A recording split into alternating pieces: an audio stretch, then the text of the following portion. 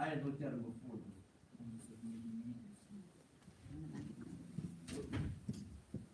It's right under the tab where it says view minutes. Click that link.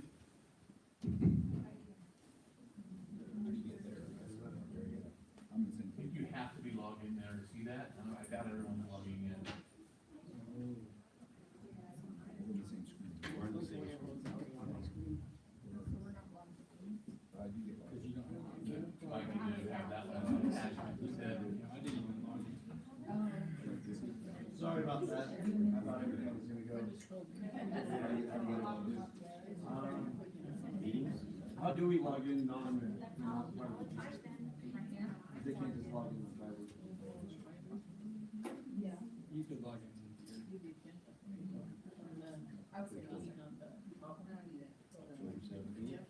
I hit meetings up on top. There we go.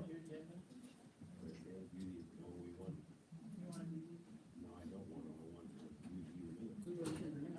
view minutes. I'm on the agenda. All right, so did I hear a second? Here's Didn't it? approval of meeting. Didn't hear a second? I will, but I haven't seen it. Okay, well, we can open up to this. If you wanna refresh, Click on the screen. Yours doesn't work. if you wanna refresh, it's attached. There it is right here. I got it.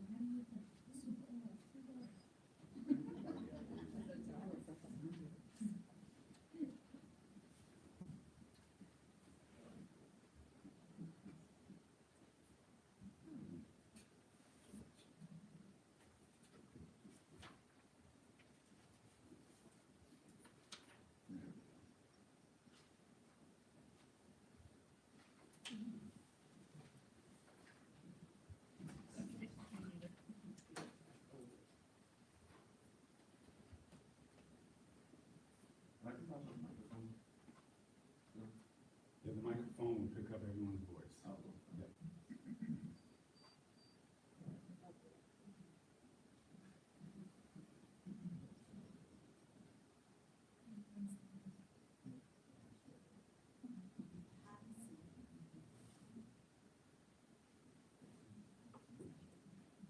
I'm just waiting for it. I guess I kind of have a second. I'll second. I didn't want you to second until you got it. Okay, any discussion? All in favor of approving the board's minutes? All opposed? All right, moving on to the next one. Approval of agenda. I figured to make this go a little bit smoother is we'll have an agenda. We'll just stick to the agenda. And that way, we can get out of here at a decent time. I know we're all busy. So if we approve the board agenda, we'll just stick to that for the evening. And if you want something on the agenda, remember, I'll do my best to get it on there. If we can get the experts in, we were thankful enough to have a few come in tonight for us. So I will entertain a motion to approve tonight's agenda. Does that also have the same problem as the minutes? Is everybody able to? The agenda is. It is, okay. I guess you can kind of see it. So we have 5, we have B, C, and D.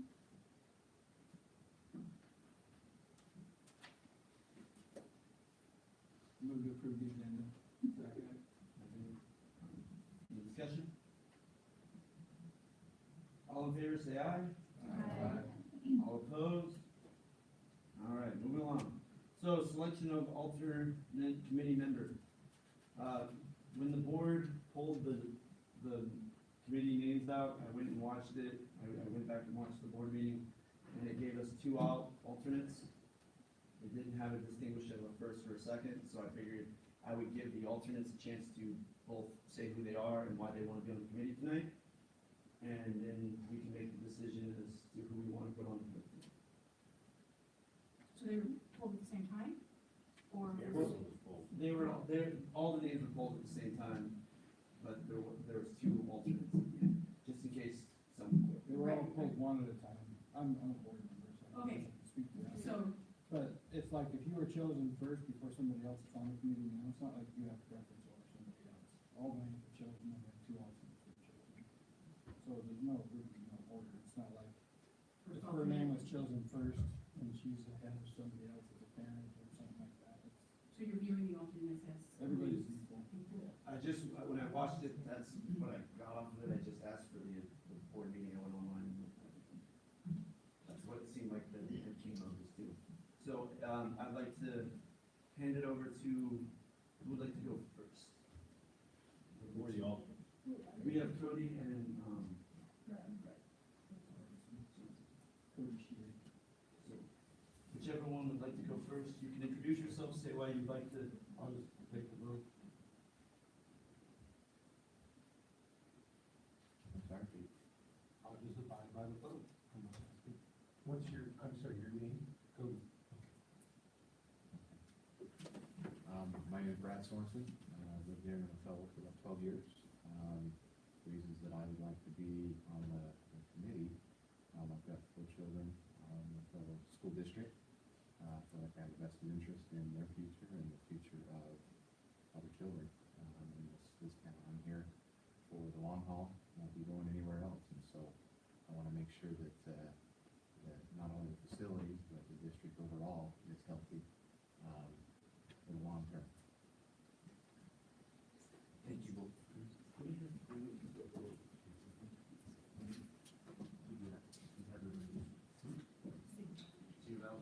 That work? Yes. Survey monkey? Okay, I can make it. that would work.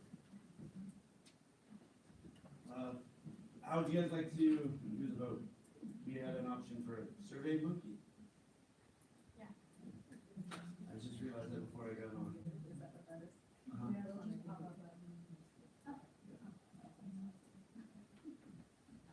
Ryan, just to be clear, are we voting on both to sit on the committee? We're voting on one? What are we voting on? We'll be voting on. There's 2 alternates no matter what, so there's a potential that 2, this is an alternate, or this is a parent, there's a potential that 2 parents that were drawn by lottery were not able to commit, to finish their, I guess, their commitment on here, then the second alternate could also be chosen later. So if someone else puts it's on the same section, But now we're choosing one. we had one. Is that able to go through the system on? Yeah.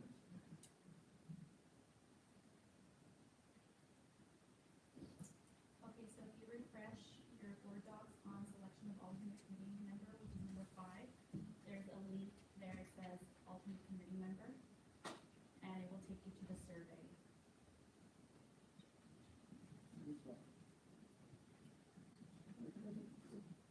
Where is it?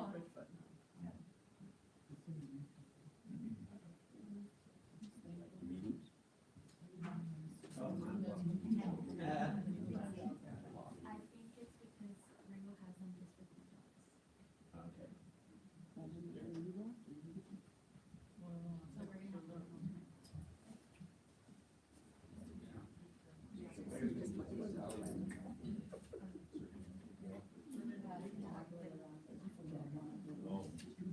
How would you guys like to do it, open or piece of paper? We got Post-it notes, that'll work. Post-it notes will work just fine. Technology, it makes life easier, guys. Technology makes life easier. I promise you. Can we text someone? Everybody just text.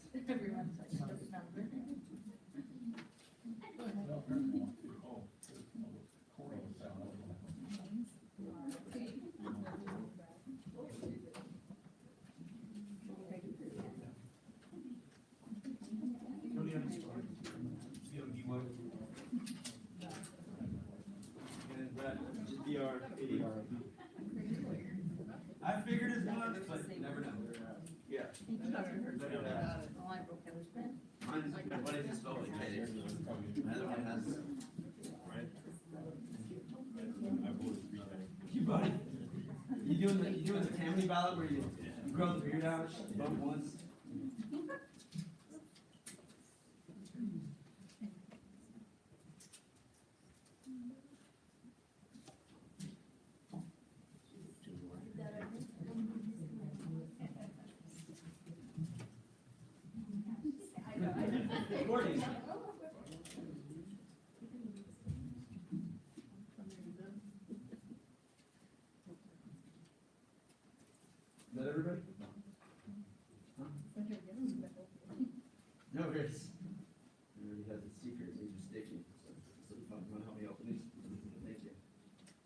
nice having a student on board.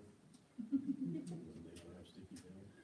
If you don't open these, it's nasty. Even though you don't have a class. No.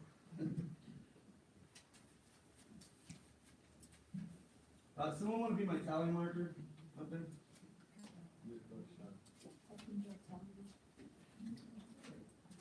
Okay. Yes. Thank you. One more? Somewhere in the mix. All right. 1, Brad. 2, Brad. 3, Brad. 4, Brad. 5, Brad. 6, Brad. 7, Brad. 8, Brad. 9, Brad. 10. 11, Brad. 12, Brad. 13, and Cody. Okay, so Brad, welcome aboard.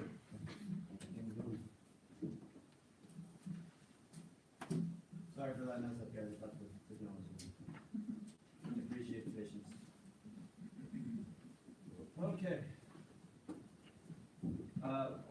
With that said, we're gonna need a new vice chairman as well. So I will be willing to accept the motion to elect someone a vice chairman. Keep in mind, the vice chairman will take over if, the chairman is unable to be here or steps down. So, the vice chairman, whoever would like to realize, the duties that may. We can nominate someone. Yes. You can nominate yourself. I don't want to. I'll nominate Roger. Why, because I have a suit? Because you have gray hair and you've been in the community a long time. You'll do a good job. Second. I was gonna just see if there's a couple other ones, so that we can just kind of do the same.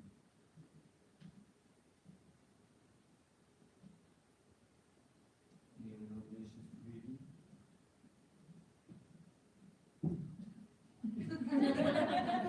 Going once. Okay, I guess, look for second of approval of, for vice chairmans? Second? Did you second? All right. I guess all in favor of vice chairman? Roger? Roger? All opposed? Welcome, vice chairman. That was easy. All right, so let's move on, and, again, thank you so much for coming out here tonight to be our experts. I know it's not the funnest drive. Thank you so much for coming out, and sorry for the mix-up earlier this week. I appreciate it, and so I'm gonna hand that over to Dr. Hurst and our guest. Is that B1? B1, yes, committee request for information, so we can get, kind of like a timeline presentation.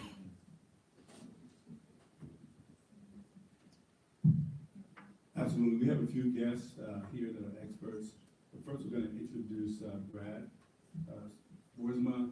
Brad's going to be giving us a historical perspective of our facilities. And Brad, we're going to turn it over to you. I'm going to hand you this mic just so we can make sure we capture you on YouTube, just because that mic is in the middle. I think it's the first time I've been on YouTube. That you know of. I'll work on that. Thank you. Well, let me introduce myself. I'm Brad Boersma. I've lived in the community here for 59 years. Anybody top that here? 59? So we're right there. So been here a while. The wagon fell off the wheel fell off the wagon, and that's where it stuck. So I've been through our school system, K through 12, with the exception of 6th grade a couple of times, maybe 3. But anyways, Sean and I are classmates. We got to experience Scootney Springs and its concept of 5, 6 open classrooms and a few other things. So let me show, I think I only see one individual here that was on the previous bond committee. Right, okay, all right, so, a little perspective of that, just to kind of start off with. That was, 7 years worth of work. From the time we started to the time we pretty well got the remodels done and handed off to a steering committee, and then another building committee, but, first 2 years we went, and I guess how this started was Rich Malott, who was on the school board, asked me if I would be on a committee to build a new high school. We had this ground and we wanted to build a new high school. I said, sure, you know, had kids in the deal, been here, so we got started. We had a very large, committee, to get started on that. And, we got about 2.5 months into the deal, and we realized that, what we wanted and what we needed were entirely two different worlds. You know, one was great, but we looked at, we built schools in the 50s, and the 60s, and the 70s. We've added on in the 80s. We remodeled a little bit, but we were in trouble. We had buildings that had needed HVAC systems, needed plumbing, needed remodeled. The nice thing is we weren't real heavily in debt bond-wise, and we were hugely oversupplied of unhoused students, so we had a lot of state match. So anyway, we decided that high school was out, and we had to take care of all these other things, the high school, the junior high, and the middle schools, or the elementary schools. And so when we got rolling into this deal, we met every other week. Big commitment, right? And thank goodness we didn't get it right the first time. We went 2 years, we met, numbers got a little smaller, we kept meeting, and we hired an architect firm. Part of it was educating ourselves. Okay, let's throw a hand. How many people have ever worked on a multi-million-dollar, multi-facility bond committee? Show of hands. 1, 2, 3. Okay, kind of a learning curve. We hope that we can, and we're just, you know, we're a lot of ordinary people, but we can do good work, right? We get asked a lot of questions. We ran up against a whole lot of things. We spent almost 2 months explaining to the board why we couldn't build a swimming pool. 2 months. We had all kinds of other things, but we had one individual who kept coming back and said, you know, we're gonna build that. You'll probably run into an auditorium thing, I'd assume. We looked at all kinds of different ways and possible things of doing that as well. So anyway, we didn't, the first plan was fairly flawed. It's a good thing we didn't get it done. So we came back and we learned through those first 2 years. Hopefully your curve isn't as steep as what ours was, because we didn't have anybody that had served on that bond committee, because we hadn't run one in our lifetimes, basically. So we went back and restructured. We brought in a guy named Dax from, huh? You've got facial hair. Yeah. This man is good. He is very good. He knows his stuff. And then we hired Ed Champagne with Architects West, and they served us very well. And without those two guidances, we would have still been swimming around trying to figure out what we're doing. Let me ask you one question. If we know, how many students a year are we currently growing from K to 12? Does anybody know that number? Our number that we had was about 64 students. Right? Growth rate, 64 students. How many classrooms is that? 4?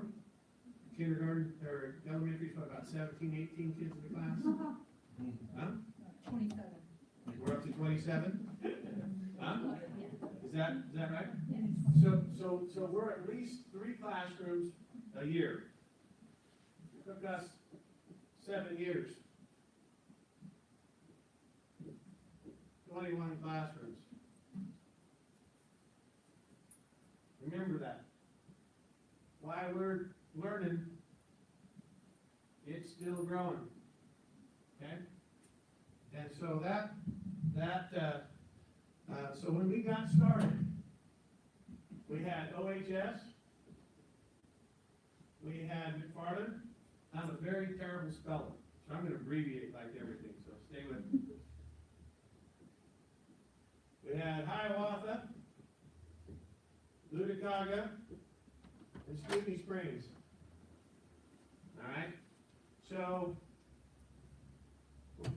we decided that what we needed to do is to look at these schools and see what they each did well and what they didn't do well. Okay, and there's a pretty common theme that happened here. When Othello High School was built, it had administrative buildings, 2 offices in it. We outgrew that, we kicked the administration out, and they went somewhere else. McFarland was built with superintendent's offices in it. We outgrew them, we kicked them out, they went someplace else. I don't believe Hiawatha ever had any, that we could historically find. Luticaga had administrative in it, and we kicked them out, and there was no room for them at Scoopy Springs. So, that we built administrative and used that space and moved on, okay? The other thing we looked at is, gee, we're in a northern climate, right? And we got all these quote-unquote California schools, right? Back in the day, the architect, you bought a plan. You go to some of these towns, Moses Lake, Spokane, and there's 15 elementary schools look just like the last one. Right? So we went out there, and so here again, we looked at Hiawatha. Hiawatha and most of our schools were built for like 200 students, right? Well, then at Hiawatha, we built a new wing out there. Then we added on to the wing, not once, but twice. That concept we used a lot of times. Luticaga had 2 wings initially. We added another wing. I've not even got to the portables yet, right? We had portables that were older than most of our teachers. You know, there was one at Luticaga that had been there for 35 years. One at the high school, I don't even know how long that one, pretty close to the same. Okay, one of the other, that unhoused students comes in here. So, the high school we did pretty good at the other schools, but the high school, we had these just little, 2 science classrooms, then a brick wing for a couple of classrooms, then we added more classrooms to that, then we did with not a lot of continuity. But the biggest thing that we had was we had no core space. You know those things that, when we only had 1 teacher in a classroom, now we have 3, because we only had 17 kids, and now we got 27, we have new technology, right? We have Title IX, oh my gosh, we gotta have more facilities, okay? But we added students and staff, but we didn't add core space. We overran the core space. And that was something that, the two things that we decided to look at was core space, putting students, out of the portables, into a brick and mortar classroom, but keeping the portables, so, because we knew we were gonna flux into that, okay? So that's kind of the journey that we went along, okay? So, we had some really great input, and I'm gonna pick on a person here, because she's my age and I can do that. One of the greatest inputs that we had is we started looking at, we wanted to go as much as we possibly could to a building concept, not a campus concept. Because we wanted to enclose as much of the heating and air conditioning for efficiencies and securities. So, and I'll get to picking on her in a minute. But Hiawatha, it was a little hard, but we managed to enclose some of those things as best we could. Some of the wings didn't enclose very well. Luticaga as well, went pretty good. Scootney, oh my, I think it went okay, but it was a little rough, that building plan to start off. All right? McFarland was probably our shining jewel. One day Heather McDonald comes to me and says, why don't we just, and it was actually the first real light bulb we had, that we're just gonna close all that, put all this stuff in the middle, and we got all this technology, and everything goes right in the middle, everybody can get to it. And I think that was a great deal, and she did very well with that. So, and our architect even said it was a pretty good deal, so that was pretty nice.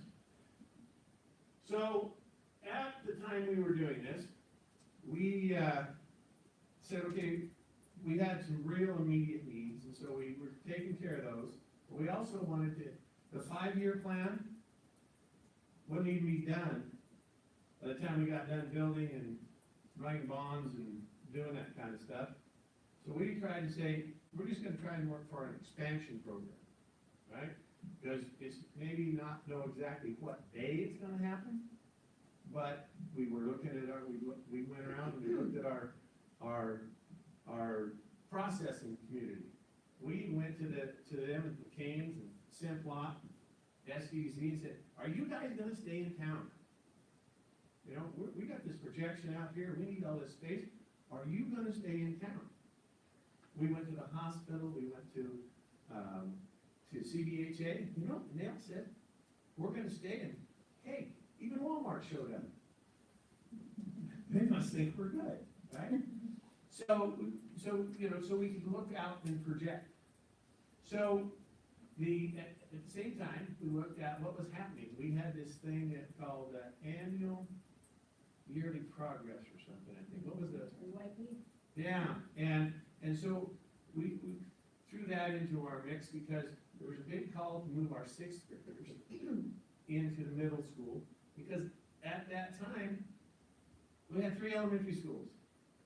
And check me if I'm wrong here, but we were on 3 different reading programs.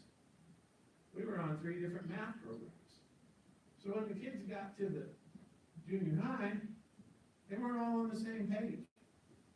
So since some of our AYP is based on, we wanted to get those 6th graders into that structure, so we had a little more time before they got tested to see if we could boost the. So that was part of our thing. All right. So this is a 7 through 12. This is 9 through 12. This is 7 and 8, and this is K through 6. So we promptly went around and changed that. And we decided, after looking at lots of different things, that we were going to go stay at 9, 12. We were going to go 6, 7, 8. We were going to go K through 5. 6. Okay. When we were doing this, we looked at all kinds of different configurations, of course, the one we ended up with, we were looking at maybe a couple schools at K through 4, 4 through 8, 9, 12. We looked at one thing that was kind of interesting, is putting the K1, 2 in one elementary, 3, 4 in another, 5, 6 in another, 7, 8. Not all the books for the second graders are all in the same building.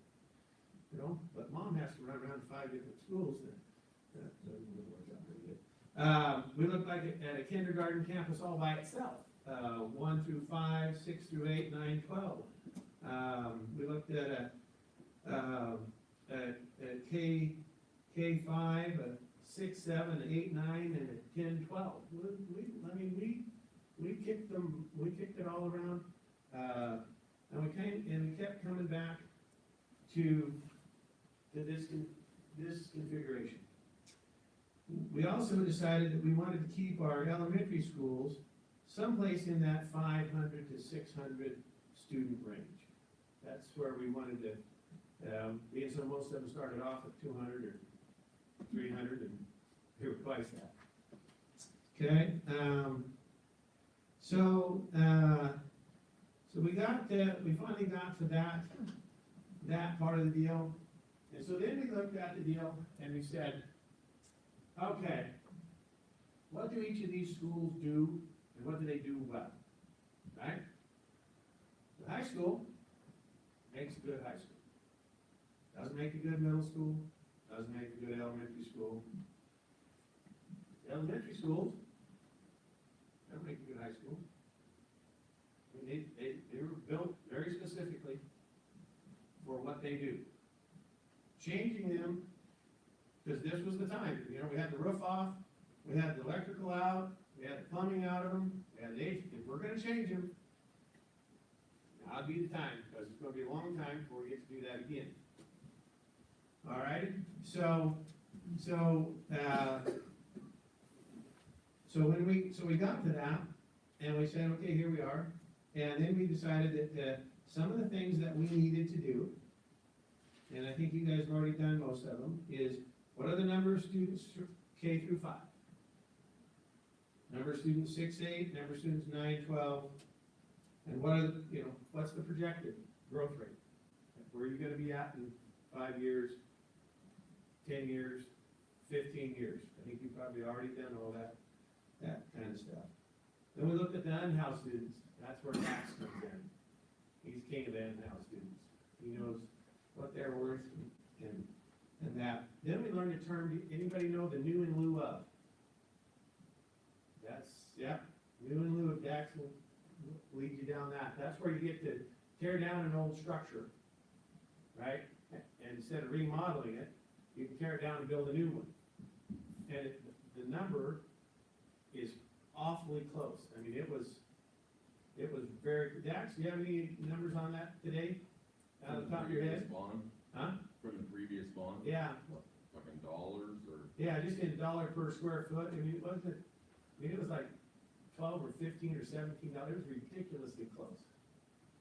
I'm not following it. I mean, from a remodel, total remodel, Yes, to a new in lieu of, right. build was, I mean, and we have some areas, and we had a lot of areas that, so new in lieu of is something that would be good to look into. Let's see here. So, and we did a lot of things. We didn't get everything accomplished that was needed to be done, but we ran, I think, was it nearly a $60 million bond? 28.6. Pardon? Or, I mean, project was about 60 million, the 28.6 is what we ran the bond for, wasn't it? 65 total project, maybe, So 100. in the end, Yeah, but originally it was gonna be 63 or 65. yeah, something like that, because we added a couple things, and by the time we got around to it, the costs of build were going up very rapidly at that time. We were able to Yeah, base the projects with the growth in order to maximize the state match, and right, so the strategy equated to quite a bit more in state match funds, which yeah, allowed you to do what you So what we did the first time, we didn't do as good a job as we did with the second time, because the second time we got about we had this $65 million, and we only had to pay $28 million, and we banked enough housing to build Wahidas, right?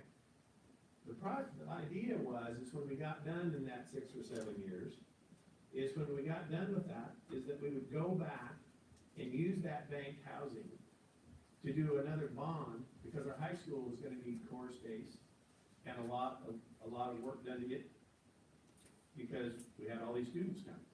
And to run another bond using that 25 or 6 million, the, Wahidas, I think at that time, 25, 26 million, or 28 million, somewhere in there, couple years here. Anyway, and run that, another bond at that time to take care of the rest of the growth. All right? The other thing was that we decided that was gonna happen is, okay, we had gone from here to here. And although it wasn't very popular, when we got to the point, the next point on the timeline was we needed to build Wahidas, W-A-H. All right? We had a little room here, so we're gonna do this, and we were gonna remodel here. Okay? That helped us get to where we needed to go. At the high school, the idea was gonna be, to take a science classroom, and tear it down. Build one side of the building, so that in a couple of years, the brick wing, which is kind of a disaster, we could do that new in lieu of thing, and we had the other side. And stealing from some of our other places, right? We'd have a wing to build onto and the core space. So that when those two science classrooms come out and you build, the brick wing comes out, you put all your heating and your HVAC and everything in the bathrooms at the end of the hall. So when you need 6 or 8 classrooms, add them on. Right? Put the bathrooms down at the end of the hall again. Put all the stuff at the end of the hall. Just like we at Wahidas. The idea was build the core space. When we needed 6 more classrooms or 4 more classrooms, we just added them on the end of the wing because we already had the core space. We didn't invent that idea. We just borrowed it from what we've done successfully before. The only deal was is we wanted to build the core space to start off with because we hadn't done that before. All right? So then McFarland would be our next pinch point, right? And one thing we didn't do, and we had the chance, and I failed, all right? The Nazarene Church wanted to trade us some ground there for some ground up by Wahidas. And we could have changed the whole front end of that building, we could have gave us more space out there, our traffic pattern, but we were still stuck on building a high school up there. So we let that opportunity in, doggone it, that one's pretty tight up there. So then when we get up here and we get to where McFarland's getting tight, these guys have to come out. Not what we wanted to do, but the numbers, move it back to the elementaries, gives us growth for a single middle school back to a junior high, and we go back and we build another elementary school. Okay? And some people said, okay, where do you build these things? At the time, the property north of Othello was not available. Now it is. One of the spots was south of the tracks. We took a look at all of our bus routes and where students were located at. There is relatively a couple of tracts of ground down there. There's water, sewer, lot of our clients live in that area. At the time, I'd say, we were pretty limited on where we could maybe purchase or buy ground. So that's kind of our deal was, as the high school gets bigger, McFarland goes back, we build another elementary school, and the sixth graders, unfortunately, they always have been, they're the elastic. And whether that's good or bad, it's the only kind of group of kids that seem to be movable. The ninth graders, pretty tough to move them around with sports affiliations and choirs and different things. But that's, I think that's pretty much where we were at. You know, we use those portables,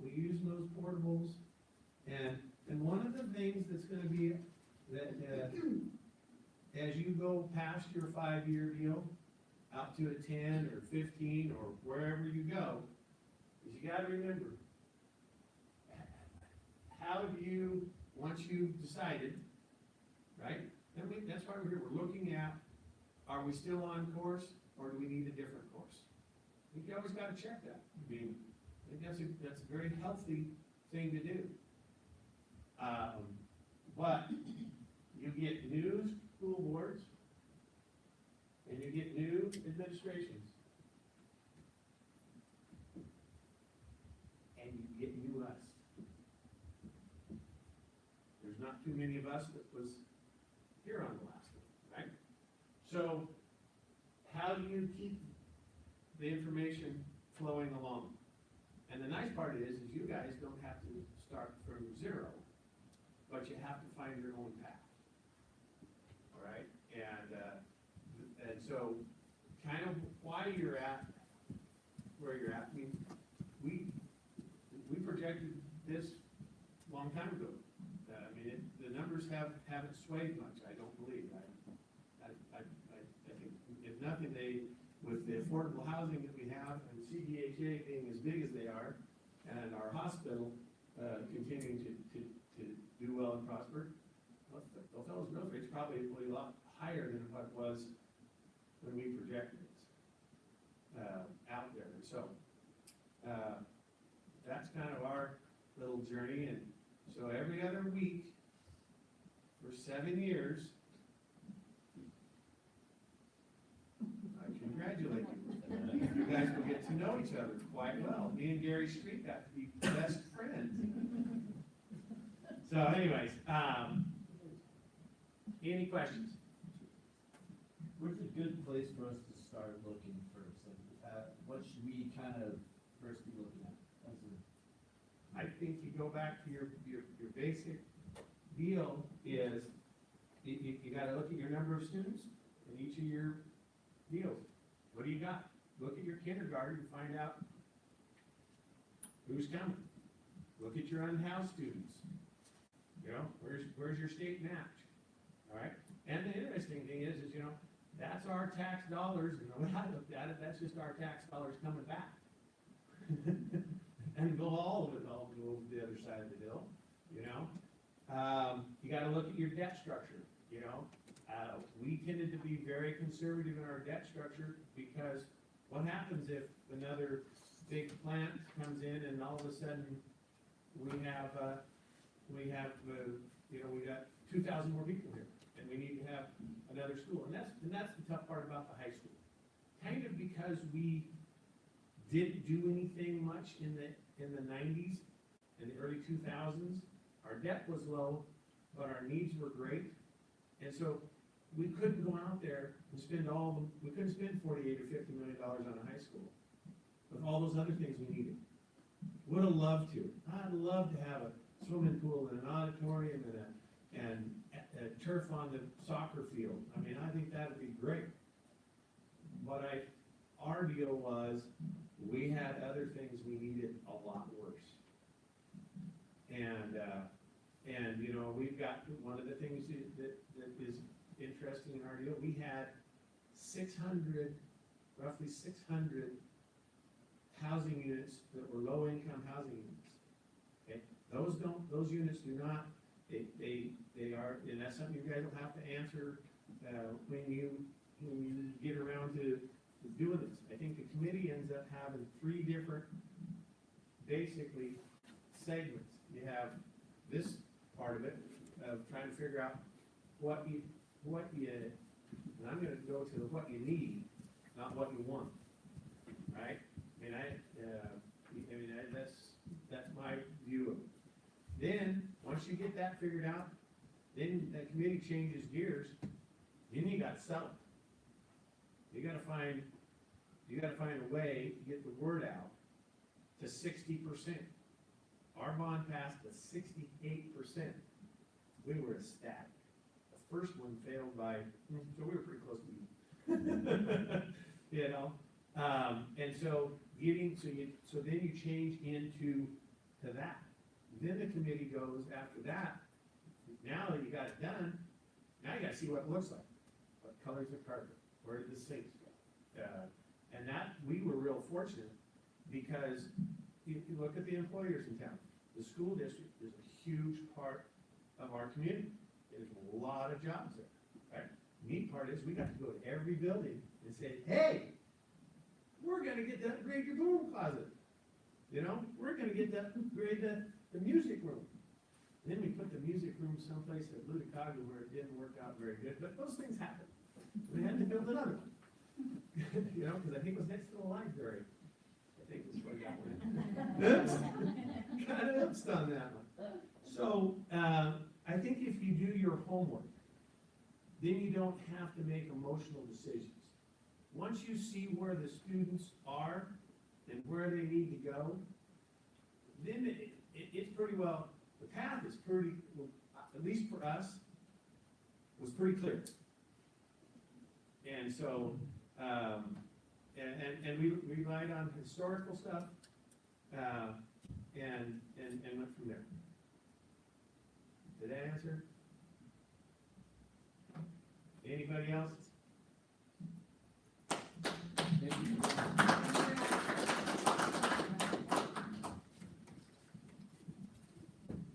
Oh, let me put something else up there. One other thing.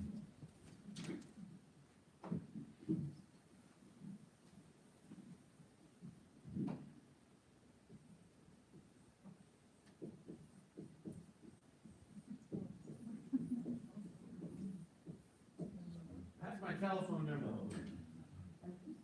Call me if you want to. Thanks so much, Mr. Boersma, appreciate it. I appreciate it. Thanks. Our next expert really is gonna, oh, sorry, go ahead, Mr. Mayor. I would just go with it. One of our duties under number 4, as shared by our chairperson, is to make sure that we present at least 2 options to our board, and also a timeline for each option. So our next expert really is addressing the question of timeline, and that was asked at our last meeting. So I'm gonna turn it over to Jim McNeil. He is our OSD bond counsel. If you can pull up page 8. Good evening, it's a pleasure to be here tonight. I've had the pleasure of serving as a bond attorney for Othello School District for in excess of 20 years, which has been a great privilege. I also our firm ends up drafting all your maintenance and operation levies and assisting with various issues related to your finances and expenditure, bond proceeds, and state match. What I'd like to do is just briefly go through this presentation. The entire presentation was prepared by Mark Pressing, the district's financial advisor from ESD 112. And Dax also works with Mark on a variety of different issues.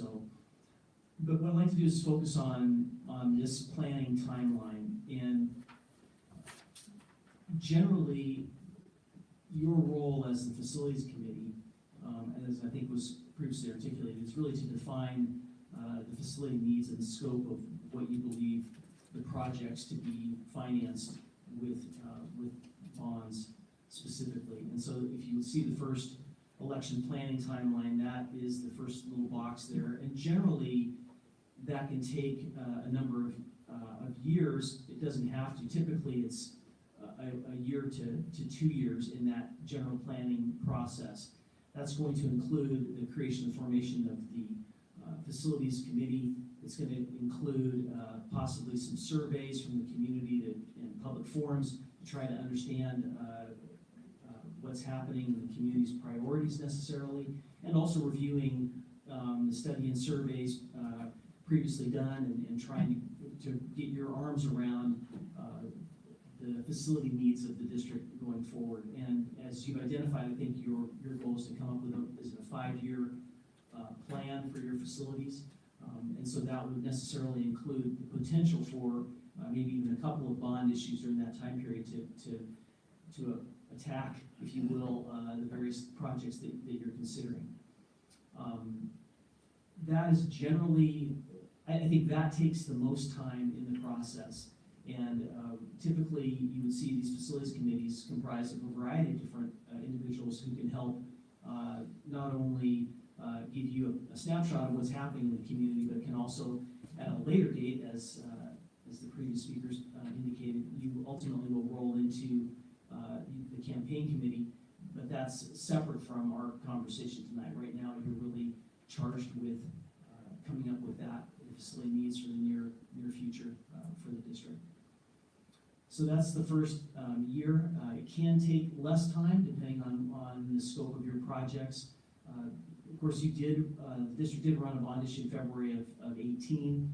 If you were gathering together to just make some minor tweaks to that proposal, the time frame could be a lot shorter, but it sounds like they're really looking forward to the next 5 years, that it really would take a little bit longer. And we always suggest that the districts that are successful in the state of Washington are those that take the time to do it right and to really make sure that they've heard from the community and done their due diligence in all aspects of understanding the facility needs of the students in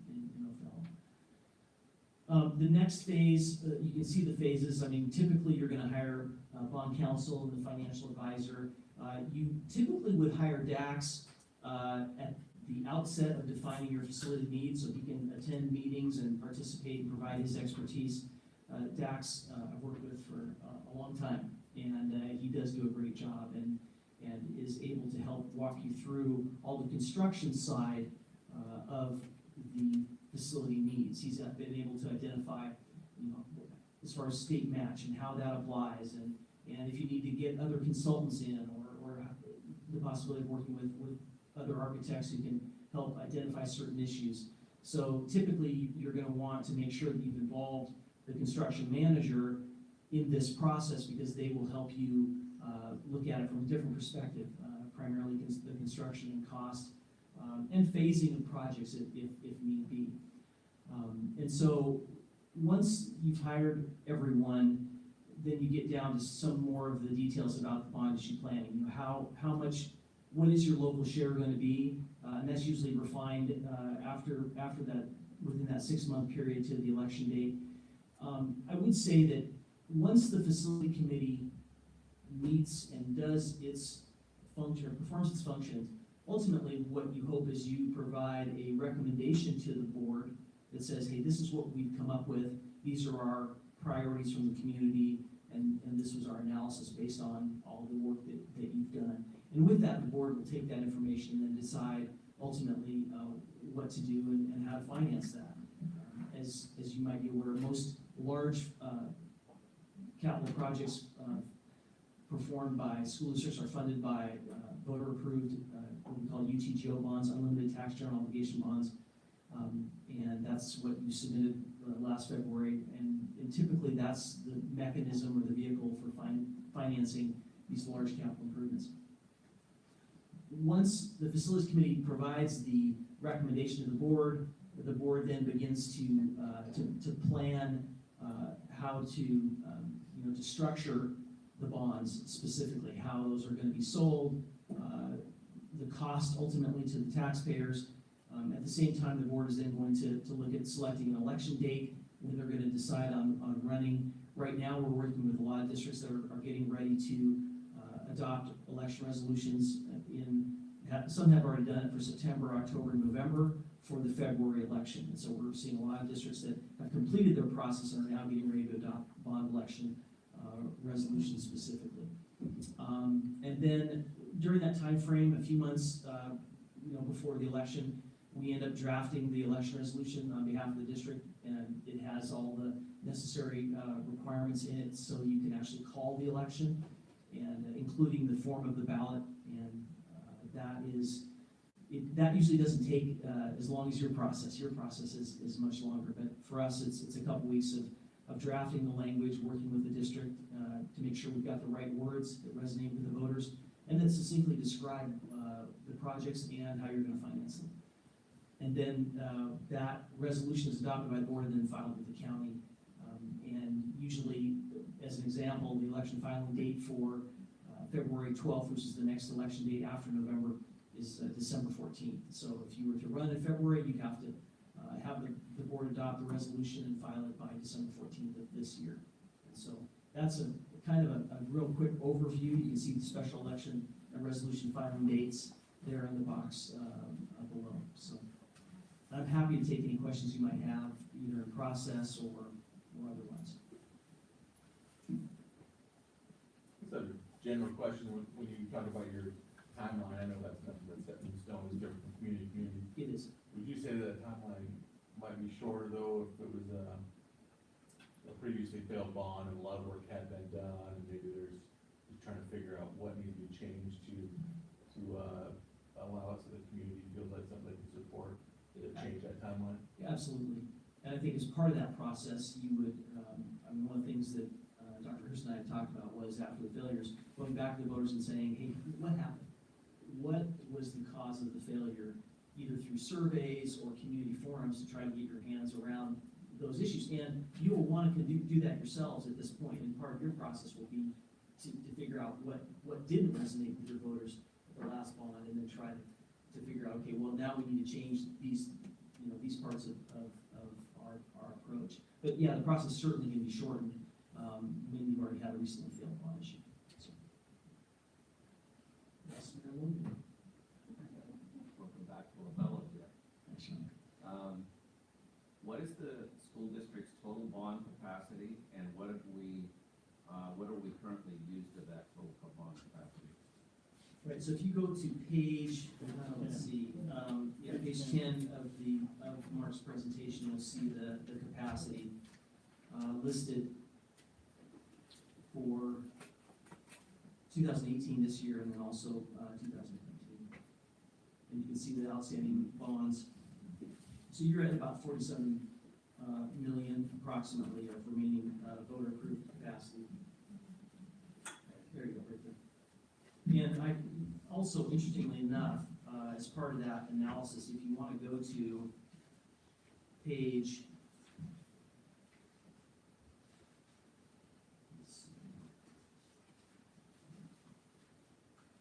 if you go to page 11, the next page, you'll see how that long-term debt capacity, what that looks like. You see in the column, you see the outstanding debt becomes paid off in January 1 of 2027. See that outstanding debt column, and then the blue line then shows the available capacity going forward as the years progress. Thank you. And I'm sure Dax will walk you through some of the issues related to what that means as far as financing projects. So, any other questions?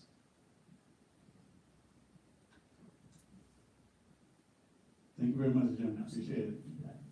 Also, at the last meeting, I believe that there were several questions, and I said that we would have Dax here, the expert, and we heard Mr. Boersma speak highly of Dax. I had the same experience, even though I've only been here for 3 years.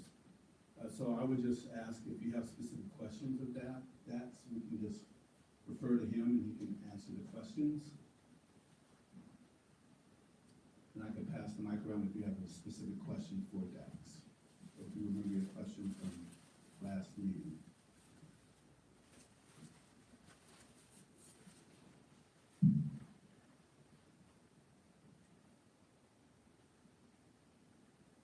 I have a question. Do you recommend for a lot of facilities committees, do you recommend that they hire an outside facilitator? Have an independent party that's been through this who can, I mean, in addition to yourself, who can help guide some of the conversation around facilities? It's definitely an option. Probably the biggest factor, going back to the previous bond, do you revisit that? I know the high school was structured around a 10-year housing model that you would house your student, but that was a roughly 91,000 square foot addition to the high school. It did include an auditorium, new floor space, commons, and some new and lieu taking down the 200, 300, 600 wing. It's the older portion of the high school and eligible for new and lieu construction. So I guess that would be my big question is the group views the previous bond and the previous structure required a bond sale structure that was, you're basically forecasting out with the growth of the bond and selling them at a quite, I mean, you remember the years out, it was. Right, well, it's interesting because state law does allow you to actually go out and get voter authorization for more than your capacity. It's just at the time you issue the bonds, you can't exceed your debt. And so you'll see, had the voters approved the resolution, you would only have been able to issue 40+ million of that 61, and then you'd have to allow assessed value to continue to grow and also additional outstanding debt to be paid off in order for you to increase your capacity or basically provide you sufficient to do the projects. And that's always a little bit tricky because you don't know exactly how fast the assessed value is going to grow if it grows at a pace that allows you to accomplish that. Right. So the previous bond, you had, your first project, I believe, was gonna be the K-8, I mean, and then you were gonna be waiting for an extended period, just looking at, the available capacity in 2023, you're about 59 million. If you look at the high school budget itself, you know, it's about 42 million, that would need to be escalated.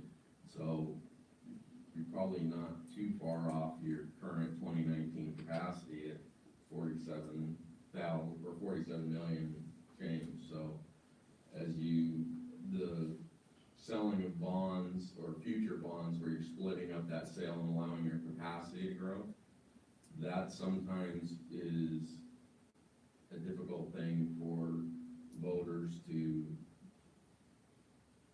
vote yes on.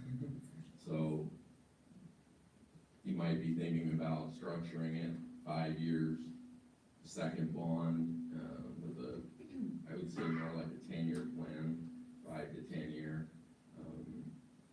and looking out. So that's something to consider. And as you go back and scope the project, if it's similar, it will go faster. Obviously, you need to confirm, you know, what specific, I would go back to confirming what specifically scope-wise you had in the high school, but that was determined a couple of years ago based on need and growth. Historically, you have a better outcome voter-wise if you stretch it out a little bit more? I would say yes. We don't see a tremendous amount of districts that are actually waiting extended periods between projects, potentially, and I don't remember the duration, but it was 7, 8 years and beyond in order to do the second project. So the last one, it was a new K-8, and in the high school modernization of a portion of the high school and a major addition and athletic field improvements, etc., on the current campus. And the reason the decision was made on a very, it's a fairly small campus, but the cost to build a new high school on your property that you procured in recent years, that you didn't have the capacity to do it for 10, 15 years. I think it might have even gone to 20 almost in order to be able to afford, building a new high school on that property. So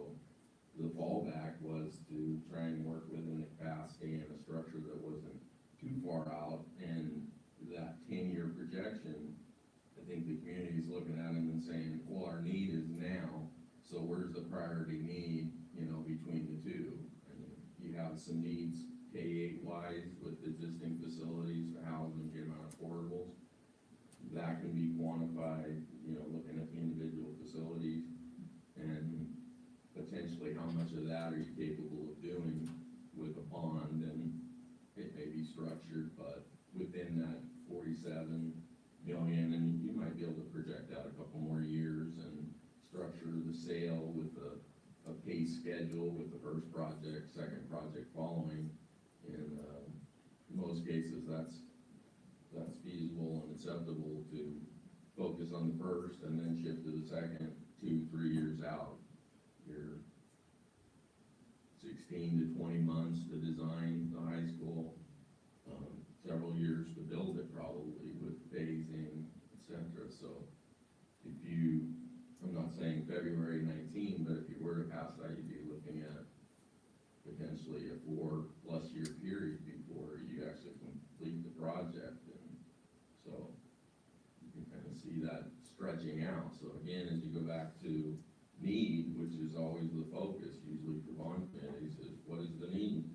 So, I would highly recommend that in the very near future, you advertise, put an RFQ out, a request for qualifications, and have a design team on board, because as you develop the programs and analyze the programs at each of the facilities and the need, it brings an added value to it, to where you see some concepts in your K functional space, but that was a little different model, but similar ideas where, you're evaluating each of your existing facilities, if that's the direction you're going, and actually putting some preliminary design effort in so that the scope is actually gonna translate easily and meet your needs.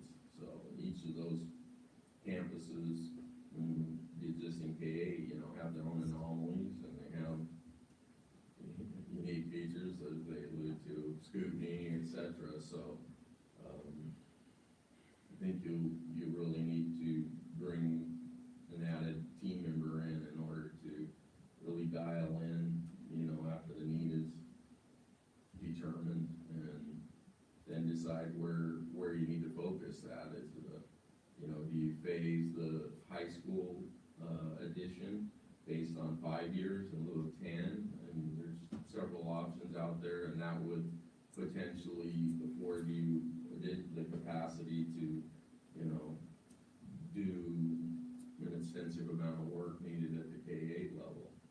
So, several options. Where do you start? Need. What's the need? And some of that has been defined. It'll need to be revisited and reassessed, but there has been a lot of work over the last couple of years to define what that need was, especially at the high school. It's a fairly detailed program, and there were models built by the architect at the time, the Architects West, that laid out the high school on the campus with that additional square foot. But again, your ability to address all the needs in one bond, I think that is still an option you need to look at. But again, when you're pushing out 7-10+ years in order to do potentially a second project, probably a better idea to look at a structured bond and plan it accordingly. But And as part of that, the difficulty in projecting costs as well, that far out. right, So most districts look and say, what can we accomplish within the next few years? And do so within the contingency is only good for a period of time, right? I mean, as far as how construction costs are going, and of course, with the state of Washington right now, we're seeing an enormous amount of public school districts passing enormous bond issues, and a lot of the construction companies don't have to go very far to bid on projects and to work on them. And so it can be tough in some of the more rural school districts, as you know, to get good construction bids, and all of a sudden, what does that do? That drives up the construction cost, making it a lot more difficult to then project that far out. And that's why, in some respects, it's better, you know, get your money that you can now, do your projects, figure out what those projects are, and then go forward and get them accomplished.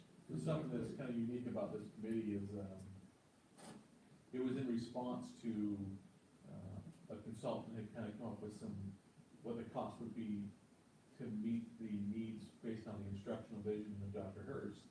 And it was a big number, and so the board, formed this committee in response to that to say, what are the priorities over the next 5 years? So while the board understands the need to look past that, this committee is about prioritizing up for the next 5 years, more immediate needs. And then looking, I think, at those recommendations, said, okay, what are needs and what are things that we don't necessarily need? How can we make this work going forward? And so it's a little more unique than a facilities committee that just, hey, what do we need for the next 10 years? It's been a little more specific about the scope. Right, there's been models, a variety of models looked at, you know, for the high school, and I've read the report.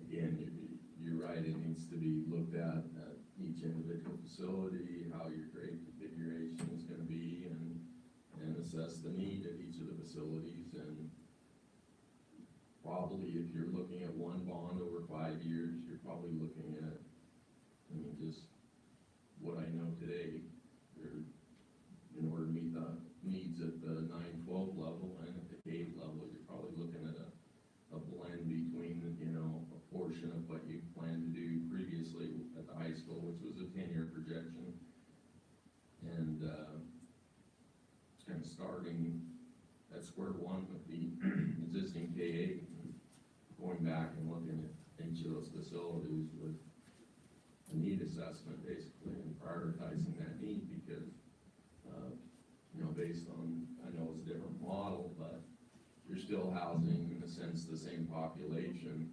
I don't know if that included in new K-8 in the initial model, but you're still looking at, to get rid of the portables and plan for growth at the elementary level.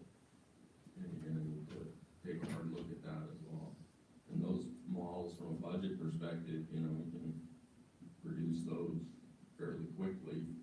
It's again, with an architect on board, that's gonna add too, because they're gonna not only look at how many classrooms do you need to add, they're gonna look at, you know, how's the school gonna function from a core space. You know, as you grow, just by adding classrooms, it has inherent impacts on, you know, the gym space, the common space, et cetera. So, and some of those items aren't easily added onto or expanded, you know, it's not, well, we're gonna make the gym bigger, it's usually an additional gym, or, you know, restructuring the commons area, core space, you know. So, that's where I say it's more complex to really assess the true need than simply saying we're gonna add a block of classrooms for the kids. Because you don't wanna add classrooms to the extent that you're creating a facility that, you know, has 3-4 lunches a day, you know, and et cetera. Well, the other challenge now is that adding classrooms doesn't necessarily mean adding students, because it's class size reduction that you're talking about. Yeah, Well, we could add classrooms and not change the capacity of the school. exactly. I think the target was 21 area, or Is there a question? Yeah, so how can we get that list of immediate needs? I know, Dr. Hirsch, you're already working with the principals, so I know you got the groundwork going. Is there anything that we already have in place that we know that we can address an immediate need as of right now? Well, I think it's up to the committee to decide what the immediate needs are, right? Not gonna be told what the immediate needs Oh, are. okay. Oh, I meant like suggestions, because it was reaching out to the problems. Yeah, what are the Well, problems? in the first How do we go meeting, about we it? had the information that was in there that was that consultant report. And that identified what the consultant, You know, this one? that was, yeah, it was Peter Crockett. It was basically saying, to achieve the vision, these are the recommendations of what to do to your schools. I think the hope was that this committee, yeah, I know it was square footage, but then they got specific about Yeah, exactly they got- what would be yeah. in it. That's that. it's up to the committee, I think, to decide, okay, through these discussions with, Yeah. we have representatives from the schools through discussions, hopefully find out what are the priorities in here. Okay. So we have that report, and it broke it down really nicely, though. It had the food space. I was gonna throw out there, so I was reading it, and I get the purpose of the report, but as one individual, and I'm pulling myself away from it as a board member, I was looking at this as a community member, and I was saying, I'm having a tough time understanding why we need football equipment dryers at all of our schools to be K through 8. I couldn't wrap my head around some of that stuff. And so that's what I'm hoping, I hope the committee asks the same questions. Why do we need this? And let's talk about it. And then that maybe gets to be a little priority, where other things we talk about, and everyone says, no, everyone agrees, that's a high priority, we need that, you know, and then hopefully that's. So the consultant is the one that drew this up, or did our district throw out, or the committee that was before us throw out these ideas, and they said yes or no? This doesn't have anything to do with the previous committee, this is a consultant. Just came in. Yeah. And had discussions with people, Uh-huh. admin, went to schools, had discussions, looked in the schools, so there was a process that they went through. And essentially, this would be the ideal situation. Oh, okay, so this is like a This is like big, okay, invest scenarios, this is what it could look like. so then, Which, as we know, are best scenarios and what we Right. can do are gonna be huge. that's what I'm saying, like, We're if probably we gonna just have to- went through each one and like kind of, like you said, agreed, this is a need. If that's the way the committee thinks is a good way to do it, I threw out the Cadillac plan, right? I don't really like that wording, but that was, So can I say, let's talk, let's all talk and then. All right, let's have a discussion, there's questions, let's bring them up, let's talk about them. Yeah, and I was trying to tell her where this document was at, because we had it in one of our boards. It's in the first, September. It's in the very committee first, meeting. yeah, so this full Still one on that I have right here. Well, it's in both. Oh, it's in both. 17th, it's on there. And it does a really nice, it has the all sites, so it's got the big picture, then it has Hiawatha, and you guys see that? Each one. They're all viewed through the lens of going K-8, correct? so Uh, that's. Is that how that that's was, a good- is that how that's a- that was that's a good approached off? question. That's So, my, so I think the board, put Tony correct if I'm wrong, the board had said, what will it cost us to basically accommodate 6th through 8th grade students in our current elementary schools? What would be the cost involved? I believe that the results of that was, a bigger scope. Not only that, but also what would it cost to set up our schools to be optimized for the instructional vision as well? And this was through conversation with Dr. Herbst, region learning, and like the perfect situation, right? So, it was a little bigger scope, I think, than was, than That just report's accommodating. not just K eight, it's project-based learning spaces. right, but it did base changing our elementaries, or accommodating our elementaries to accommodate K-8, correct? Am I making That was a sense? part of it. That was a part of it. I can't say what part it was, because it wasn't broken up to say, this is just the K-8 part, this is the instructional vision part, it was all put together. Well, I think they are together. I mean, I think that's what we all kind of tried to say, or at least that's, I've been trying to get my head wrapped around, because I don't think they're separate entities in my mind. And I know that that's hard to want physical space, but we also want the instructional vision, but I think they are. And where do we go from the wonderful wants down to what can we do to do it? I guess is where I'm. Yeah, that's true. I guess what we can do too is we can figure out how much, essentially, as a group, we can figure out how much space we need, then we can go about how we're gonna meet that need of space. Is it K, is it that, we're gonna come together and try to make a solution to it?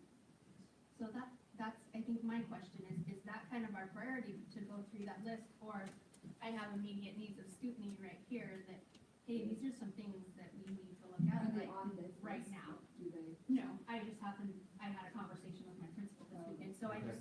is that, like, immediate needs is, hey, this is kind of what we need right now? Or immediate needs as, these are the first steps we want to take on that list? I guess I would ask, are those needs, aligned with the intent of this committee, which is prioritization based on the instructional vision? I Or would is it say just yes.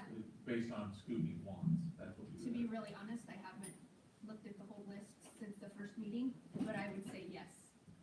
You might For see some instruction, matches there. for, That's what I was asking, did you check, like, no, I there would haven't probably checked, be some good. but I'm sure matches. they're probably Is that pretty. something that our next meeting should be priorities on what our needs are? You know, and so maybe we can have each of the schools come with a list in addition to that, and then we can sit here and tear it apart and decide ourselves what order that goes in, on priority. That will help us build a building. This question may be for Dax, I'm not sure, it was one I had last time that maybe I think was there, I'm trying to understand, I guess, as far as the bond, what it covers, is it covering,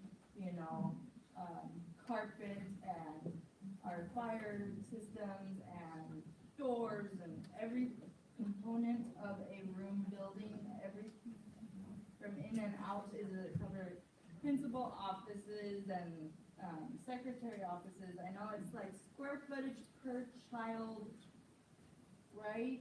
But what about these adult spaces, our psychiatrists? I know almost all the elementary schools have their psychiatrists in the librarian's office, and the librarian doesn't get an office anymore. Where does that space come in per square footage? Well, that would be again based on your needs, so if you're adding classrooms and you need support core space or whatever you need in order to meet your growth.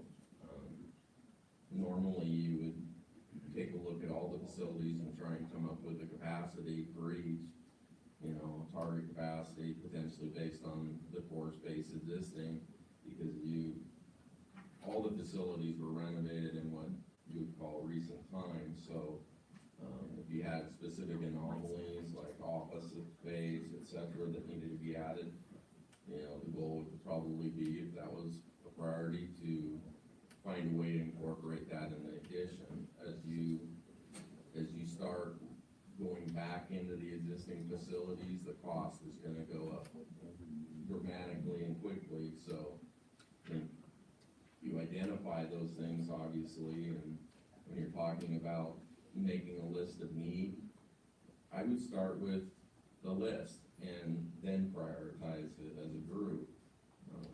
Potentially, you have a phase one, phase two, with some of the facilities as you're trying to stay within your bonding capacity, within the next 5 years or so. And that priority line could shift with each of the existing facilities, and maybe you add, growth classrooms at some of the schools, maybe others you don't, I think. But going through that process, I think you need to look at each individual facility, assemble a list of need, prioritize it, look at that in comparison to potentially other bond projects, such as a high school, and assess the immediate need there as well.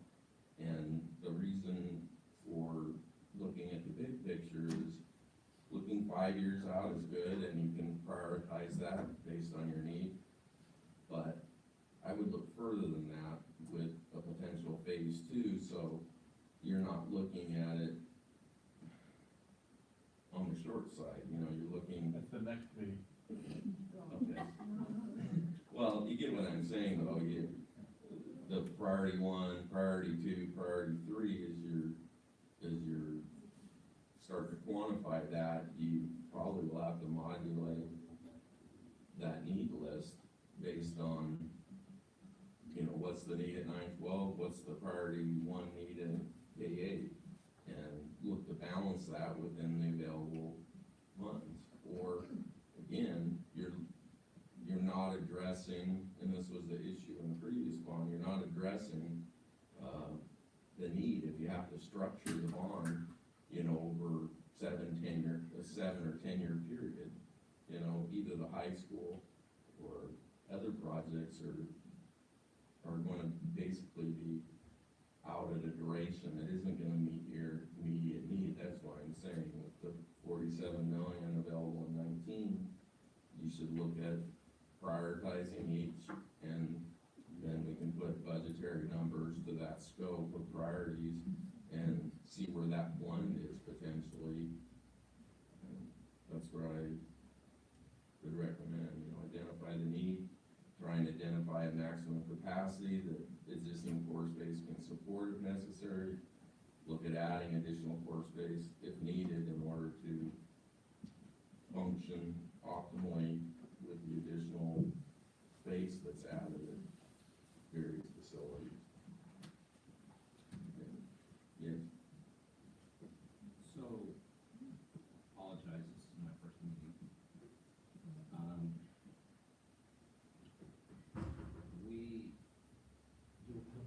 Because I think this answers what Julie's saying, what Hannah's saying, what Mikey's asking, what Rob is saying, and Dax.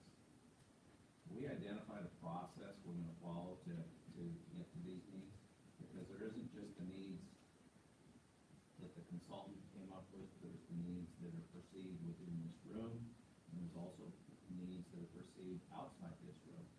And so we need process that we can follow, that we gather all of that and bring it back to, and I guess, boil it down to then, what exactly are we going to then have our experts put together the numbers like Dax and Jim and have an architect. So I guess that's just the question. I mean, this is more of a generalized question, is what kind of process are we gonna follow? Because we need to identify a process to get to those needs, and they need to be all inclusive. So that's just a question, and I don't know if anybody in here can answer that, but if we don't have one, I would suggest that we do get one. Yes, I agree. I've never ran a committee like this before, and, when you're going to school and teaching school and then school, it's hard to figure out a game plan if I've already taught 6 classes today. And that's kind of what I'd like us to do today is figure out how we can utilize our resources and start hitting the ground running by this next meeting. What kind of game plan we can go, and tackle this at. This document is probably a decent start, I would say, wouldn't it? Like, if we got maybe in groups, and each group started dissecting this, kind of, like, all right, hey, let's all tackle this as a group, come together, and then figure out, you know, each one step by step. All right, you guys worked all last meeting, let's go to Hiawatha. Everybody's views on Hiawatha. Just kind of go down the list and come together as a whole, we can do something like that. Not to jump ahead, but we do have the outside facilitator.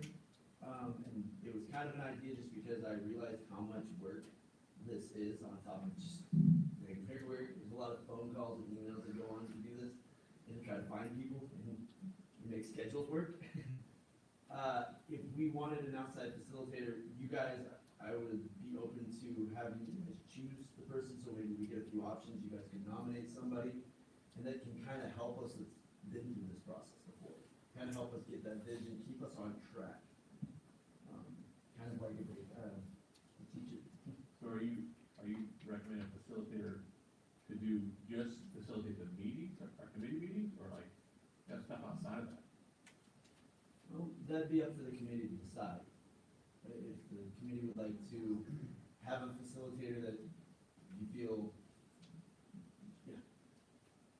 Well, we have our expert in the room, Dax, help us. Often the facilitator is an architectural firm with support from myself. I mean, most architectural firms have 5 or 6 on each side that focus on K-12 projects, and they usually have specific individuals that, that's their focus. And usually go through a selection process during the interview, you can, you know, focus specifically on, you know, what their capacity and ability is to, you know, analyze your existing facility, listen to the needs, identify the list, and then try and translate that to scope at each facility. At the same time, you know, I would be creating estimates of cost, et cetera, for each of the specific projects identified, and then it comes down to that final prioritization within, you know, the dollar figure available. So translate that to priority needs scope. And, you also get, in a sense, an economy of scale, because if you move forward after passing the bond and you have an architectural firm on board, they've learned a lot about your facilities, and, you can shift gears pretty quickly and, move forward with the design process, so. Whereas, you know, a firm that didn't participate is gonna have a learning curve, which is additional months, et cetera. And depending on which date you end up selecting for your election, I mean, that can have a pretty dramatic effect on the design process, when you start the project, your ability to front fund various projects.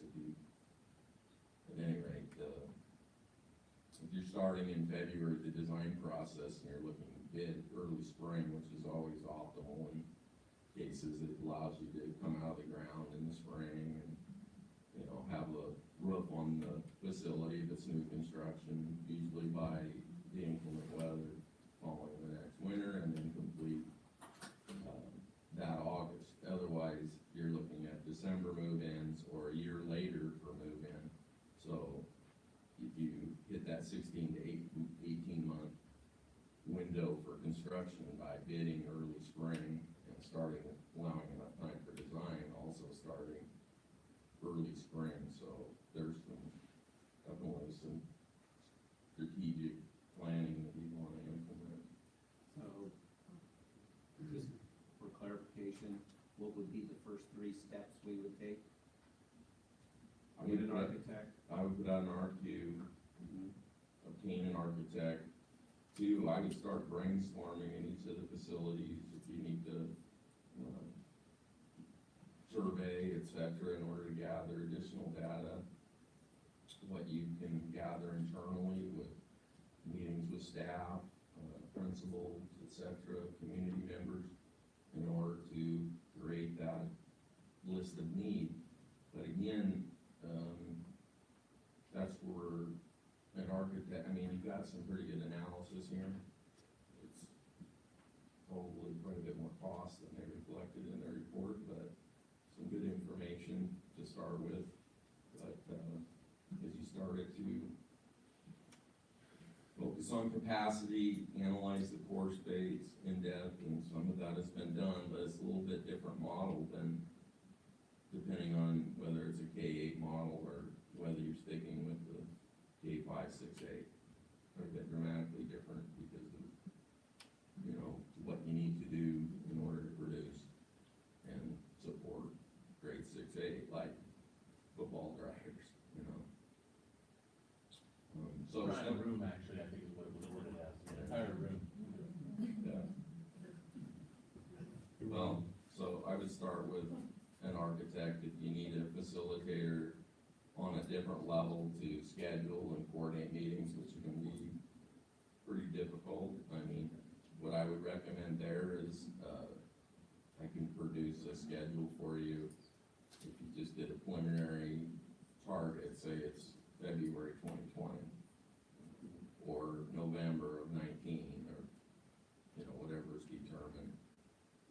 And I can put together a schedule of milestones, and what you want to do probably with this group is identify, you know, together identify a good pace and a meeting schedule that's for the most part fixed, so that you're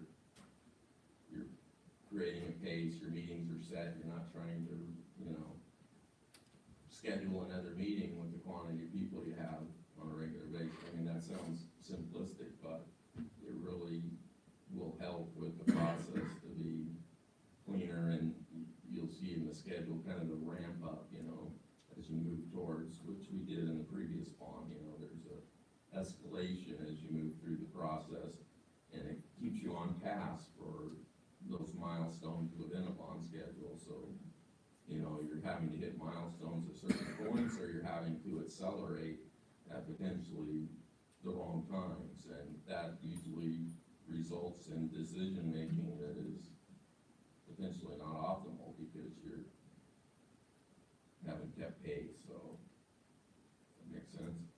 So So basically getting a set the milestones and we can get our game plan. I can create that schedule for you. And that's kind of why I wanted to bring this to your guys' attention, is it's very hard for me, I've never done a bond, and so it's one of those things I thought, hey, it would be nice to kind of have somebody that can go, hey, by November, this is what you guys should have. By January, this is what you should have. That's why I wanted to bring this on the agenda tonight, it was just one of those, I've seen this done before, so, hey, that'd be a good idea, at least bring it, but I wanted, to come from you guys. Do you think we should get a facilitator that can kind of keep us going in the right direction? I have a on one of these, from our first meeting, where they talked about the housed and unhoused students. According to the K-8, there is no money for overhoused. We're fine, elementary, even though if you go into the elementary school and it's crowded, the state thinks that we're fine. The most of the money is in the high school, matching money. If you're looking, if your goal is to maximize out money that's gonna come from the other side to help us pay for facilities, you're exactly right. Yeah, well, I think that's what the bond that was passed, what Brad was talking about, correct me if I'm wrong, that the Othello community came up with $28 million and the state threw in $35 million. So I think one of our options should be, why don't we look what the state is gonna give us? As a facilities person, Are you saying do a bond for the high school but build an elementary school? No. Is that what you're saying? no, I'm saying, I know, I'm that's why I'm saying, trying to I'm clarify. saying that, I'm saying You that have to leverage your money to into. leverage your money, maybe you wanna use, if there's a need for a high school, if there is, right, then maybe this committee should say there's a need for a high school.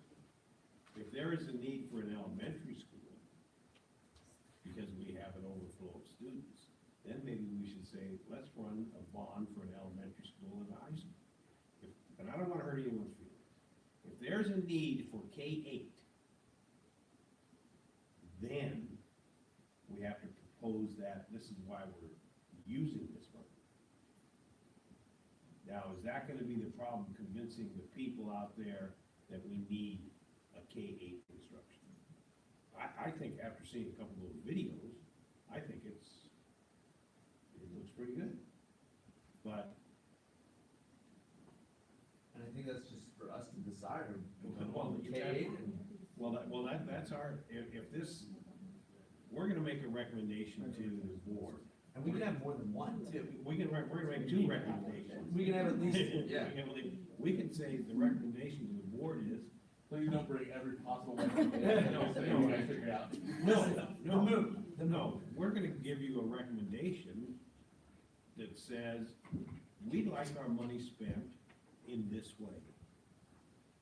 And you're gonna say, hey, I don't like it. That's fine, at least we gave you a recommendation, and you didn't like it. Or we're gonna give you a recommendation, say, hey, our recommendation is for you to pass a bond, and Heather McDonald said it was okay, we're going K-8. Bottom line, right? I don't know. I'm saying the facilities committee, is it our job to say this is the facilities that the community needs?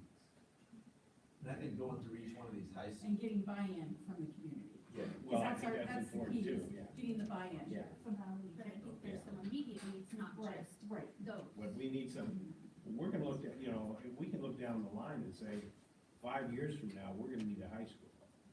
Well, if we're gonna say 5 years, it's gonna take 3 years to build it. So if Dax is saying, hey, you're gonna be able to pass a bond for $47 million. Well, we better have a plan where we use the $47 million. Because in 2 years down the line, we're gonna say, now we can ask for another 22 million. 2022, we can ask for another 23 million, right? and then say, now we're gonna ask you again. And I think if we break down each school, you know, we. And they have, in this thing here, that first issue, they broke it down, and they broke it down for K-8 needs. Hey, that's the information we have. Well, partially. A lot of that's for instructional vision needs, just so you understand it. Project-based learning is, the vision is that it happens across the district, whether it's a K through 8 or a K Well- through 5 or a K through 6. Well, I think that Brad brought it up too. You know, I want all the sixth graders to be used, or all the kindergarten kids to be using the same book while they're reading. You know, I want all the second graders to be, I want everyone to be on the same level. I mean, we did this at the high school when we had our department meetings. Hey, I don't want you, because you're the smartest guy in the world, and you're the best teacher in the world, all your kids are way up here. Get them up there, but make sure you're gonna have some of those kids too, you know, but. So, just, I think you made some good comments, Pete. I wanna give you a little perspective too on the previous bond. I started a committee, I think it was October of 2006, and the bond was running on 7.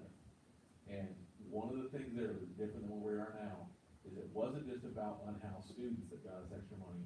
It was about our buildings were so old and failing that we got modernization money too. That was a big part of that state match. Now, we have very modern buildings, and it's really all about unhoused students. Very little about modernization. We have a couple wings that qualify. They have to be 30 years old, right? 20 years. 20. 20 That's years, better. pre-93, 30 years post-93. Okay. All years are post-93. So they have to be 30 years. Right, yeah.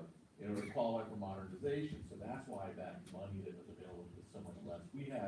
I remember them showing, we had sewer backing up at Louis County, I remember those pictures, and I was talking about that, so all the buildings were really failing, except for the high school, because they had been remodeled in 96.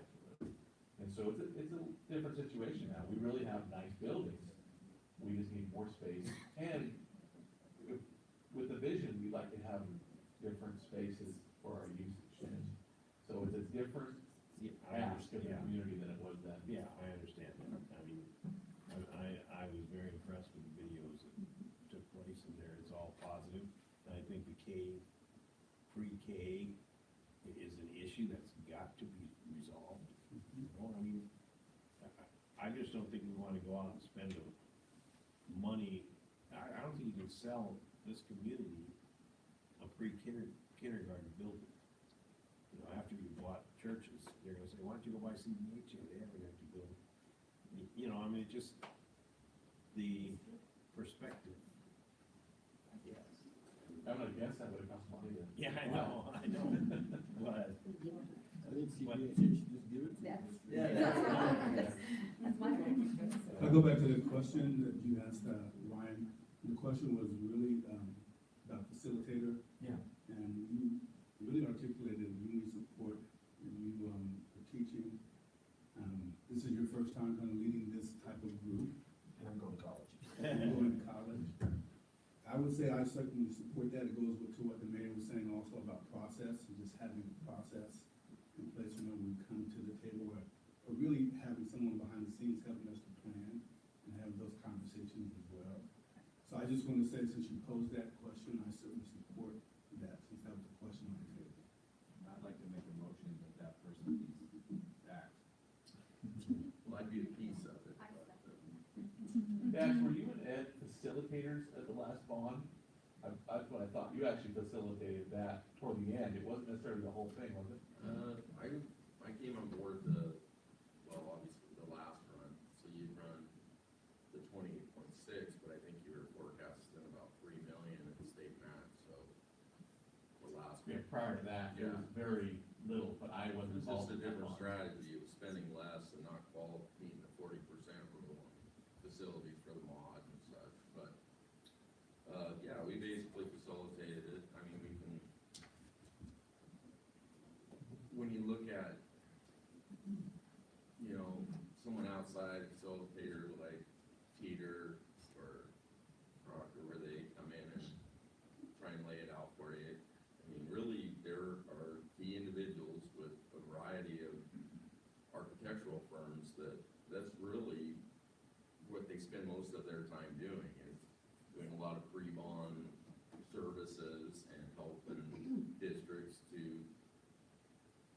assess the need and quantify it to these unhoused square footage, et cetera. So, you know, I've done that model, I don't know how many times, where it's an architect with a specific skill set, and myself, you know, filling those needs. Now, the coordination and, I mean, this group would still have to do tremendous amount of work with, you know, community, et cetera. That would still be, strategic involvement, you know, updating. The architect, myself, would participate in those meetings, but, you know, scheduling, I think you could do that. I mean, that's what we did previously, is laid out a series of meetings over the course of the bond and campaign, et cetera. In order to kind of set that pace, you have to at least come up with kind of a preliminary target for when you're gonna look to put it before the voters, so. So you're saying that you don't do the facilitation by yourself? Well, it depends on what you're saying facilitate the process. It's usually a blend between the architect, when you're saying facilitating What are you saying, the Ryan? process. I mean, how do you define that? I guess kind of setting the vision, setting the goals that we need to meet, and then I guess you can kind of help run meetings to make sure that we. I can help with that, the architect would help too, but, I mean, the first probably activity you're gonna need to do is go and have someone that designs facilities take a look at it. You know, there's some here, but, you know, analyze the core space, try and come up with a capacity for each that meets your goals for 5 years or whatever it might be, that you determine as a group, and then translate that into cost. I would think architects must have a good idea of what our facilities are like. What's that? I would think architects must have a good idea of what our facilities are like. They build them all. Right, So, Or design them all. okay, so now that I'm educated, I'd like to withdraw my motion, but I would like to replace that with a new motion that we recommend to the Federal School District Board, that they prepare an RFQ for an architectural firm that can also supply the facilitator needs that we need, and utilize the skill of Dax, Jim, and the gang to help us get to where we're trying to go. So before you vote on this, I just want to bring something up so that everyone's just aware. This, the one thing the board asked for was a monthly update, and also at the first monthly update, to let us know timeline. There's an expectation, I think, at the next board meeting, there's gonna be an update, right, Tony? So any ask of the board might be able to happen at that meeting, so someone from this committee who's gonna do that. So whatever is decided here probably could then come to the board as a request. Just one, but, The timing is good, because the next board meeting is next Monday. And I think having that facilitator is gonna get us a little bit more constructive on this, yeah, so we can get it. And it wouldn't mean that I'm totally taking the back seat on this, like, we had a request tonight for Brad to come in. I'll get your people in, you know, if you're like, hey, I want this idea, what can we do, you know, I'm gonna work to get it on the agenda. Sometimes it takes a while to get some of what people want, you know, I gotta make phone calls. I appreciate how, you know, it takes a lot of work behind the scenes to get people here. and it's- Well, even with the cancellation. Yeah, and yeah, no joke, how many phone calls do we have during class? It's a lot of work, and, I think that, yeah, if we can get a good structure, if Dax is willing to help, I appreciate you stepping up like that. One comment that Brad made was his, hey, about being emotional about it.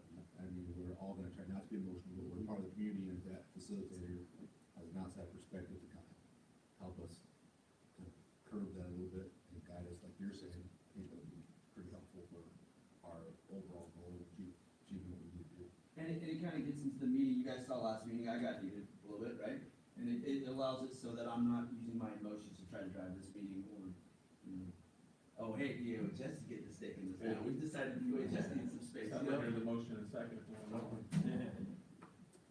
All right, so show of hands, keep them up, all in favor for the motion, say aye, raise your hand so I get it. 1, 1, 2, 3, 4, 5, 6.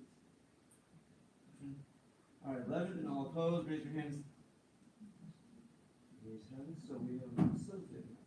Okay, Can I add just one? You're making a request. yeah, making a request to, and so the next meeting, if you guys have somebody, or, you know, we're gonna take some recommendations. I guess the. No, is that? Part of the motion was to ask Architects West. Okay, yeah, sorry. It's a long day today. And someone's gonna give the report to the board on Monday. Yes, The chair and the vice chair need to come. Is there any way we can find out the cost that would take? that's part of the RFP process. Yeah, That would be part part of the RFP process is you find out the cost of that facilitator. Yeah, and as you may recall, you know, Architects West, they, in most cases, you know, donated their time during the pre-bond period. Others will not. I mean, you know, Because you'll get some of these architectural firms that will do it based on the fact that they hope to actually get once the bond passes, they actually get the projects. But, you know, a lot of them, and they'll donate their time, and I think that's what Jackson was talking about is, and I wondered whether the district had an existing contract with Architects West for the last design in February. If you did, that may still fall under their scope, of kind of revisiting that, so I don't All this think. committee does is gives a request and the board gives it a no. The board is the only Board one has that's to gonna approve. approve and just get everything. This committee can't approve or deny the money. The board Right. does. That's why the motion said a recommendation. That's why you're making a request, and then the board will talk about the financial part of it. So the vice chair and I will. You're not Try to authorized help to us spend out. any of this money. Sorry. Come on. Give me. No, I know it, I know it's definitely.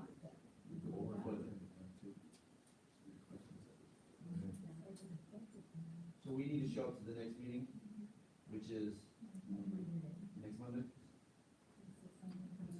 22nd. That's up to you, Ryan, on who, Somebody from you're the gonna, committee needs to somebody come to to give this. updates of it. If you can't do it, my opinion would be if you can't do it, then you have the vice chair. Anybody wants to do it? The vice chair. Do you have do you expect to be able to bring the board a timeline for this committee?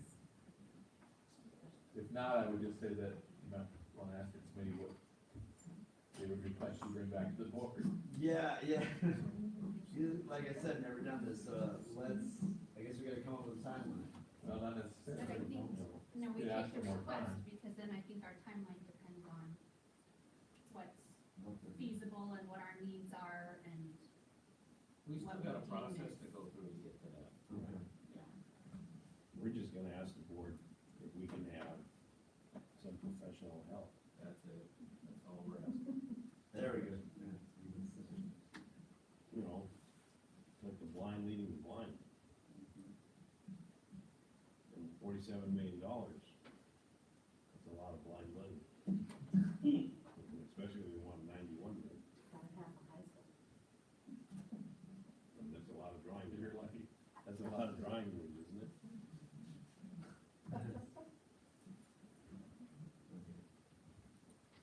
Well, I guess that goes to the next one, questions and suggestions for the next agenda. I emailed you a list, Ryan, do you want me to verbalize them? You did? Yeah, like 2 days ago. I copied you on it. I think, yeah, I did. I'll read it, that'll be easier for you. No worries, I sent it on October 12th. Anyway, what I'd like to see is a breakdown, I've written this, if you can't find it, I'll write it. I'll send it to you. I'm gonna just look for it real quick. But, a breakdown by building of current students by grade, showing the classroom capacity based on the OEA contract, based on what the state says that we should have in each class, and based on what we really do have in each classroom.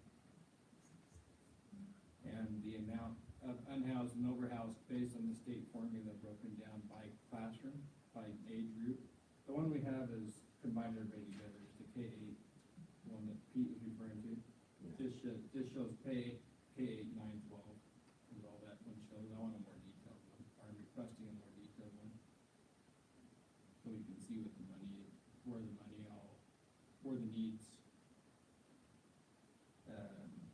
the other question was what Brad was referring to, projection of how many students per year we're adding in the system combined, how many new students.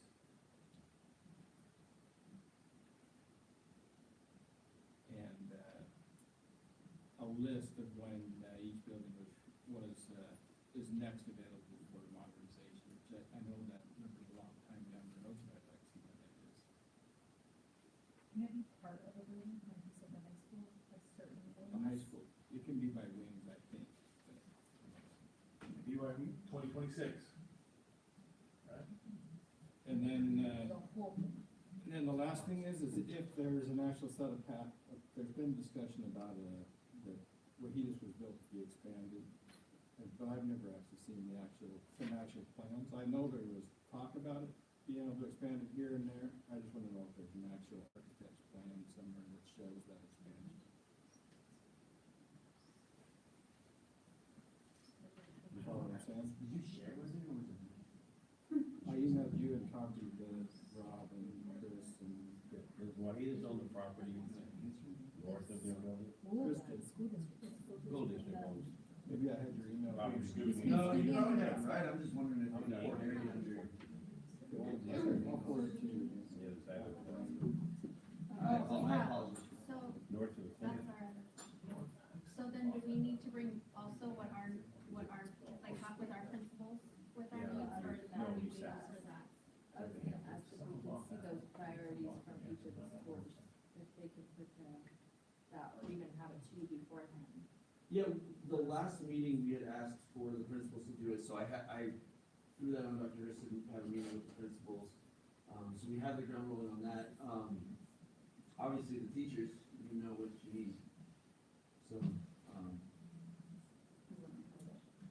Set a date, due date, like, we'll do it by this date, so we can. Do it by the next meeting. Yeah, by the next meeting? That's what that work for you? That will help us with our priorities on that week. Yeah, homework. This is a 3-week in between, I believe. This might be a 5 Monday month. So I think there's 3 weeks before the next meeting, a little extra time. What's the, November the 5th is the next meeting. Yeah, can we move it to another Monday? so, Probably all week. so I have a question that anyone might know back here next. The process, the RFQ process, usually how long does that take before you go through the process and then the board could, if the board approves this request for a facilitator, how long would it take before that's all? I could draft an RFQ. Yeah. Well, with the RFQ, you have to do that though, because we have to allow a few different people to give their qualifications, right? And then we choose. Right, usually you publish an RFQ, you advertise, you have a variety of architectural firms respond. That's minimum 2-3 weeks to advertise and obtain responses to that RFQ. Then you would shortlist, you'd meet as a group, evaluate the qualifications provided by each firm, and usually narrow that to 2, maybe 3 firms, and actually schedule and interview those firms, you know, and have them provide a presentation. You can delineate specifics that, you know, you want expanded upon. So the soonest Well, I the mean, board would be able to approve would probably be second meeting in November. That depends if we have an existing one. Well, that's what I'm saying. That would be the quickest way if we do have an existing. the existing one is them donating their services, there's no contract associated with it, you could do that. The reason I'm asking is I want, the next thing would be this, if we have to go through that process, this committee's not gonna facilitate it. December at the earliest. Probably the 1st of January, because you're gonna want a RFQ for 45 days. No? 2 weeks. 2 weeks by rules. So I wanted to say that. One day for this 2 committee's consecutive weeks. prepared to possibly have to keep going forward without a facilitator for a while, so I hope you don't think that you're off the hook next meeting, right? Well, that just emphasizes why it was that important that we make that recommendation to the school board tonight. And then, obviously, after you go through your interview process, you'll need to make a recommendation to the board to hire the architect, right? Because you're not in a position to make. Exactly. All also, I would recommend that if you go through the RFQ and interview process, that you're selecting a firm that you're not only wanting to utilize for pre-bond and facilitation services, but also your actual design of the bond scope, because there's a scale there, and it allows for a smooth transition into the design phase, and if you're selecting, I mean, you'd wanna be looking at both. That doesn't mean you select someone and the pre-bond services don't meet your expectations, or you don't feel comfortable moving forward, you can go to the second firm on your list that you selected, et cetera. So it's not like you're stuck with them after that first selection, but, you know, it would be optimal if you're looking at both pre-bond and design services when you select a firm.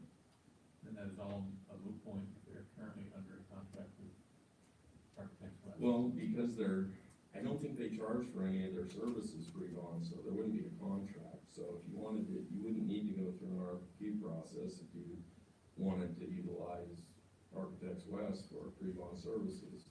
I think that's important for the subcommittee to understand.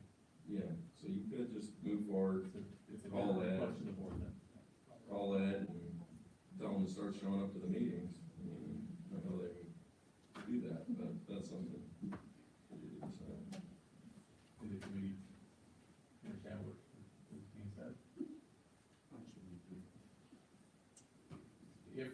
If there's no cost to it, the committee could just request the architect firm who did all of our construction from the flash bond How can we know? till now, But to start. the board can also come back after we get a request for the RFQ and say, no, we're not gonna do that, we're just gonna give you that architect's rest. And it doesn't need another motion from the committee necessarily. I just want the committee to understand that that is a potential option. Because we're talking about two very different timelines.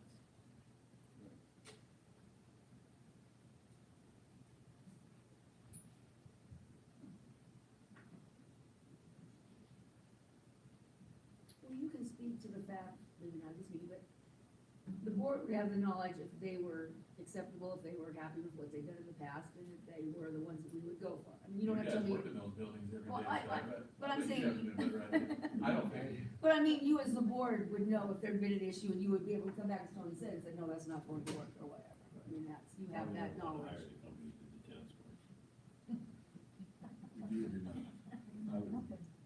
That never happened. Which tennis courts? Yeah, the ones at the park are real good. Oh, we have new tennis courts. I know we do, they just were late to ride. At 25. Yeah, yeah. At least 18. Just one comment from me, if we're gonna spend $47 million, 2 months or whatever is no big deal in my opinion.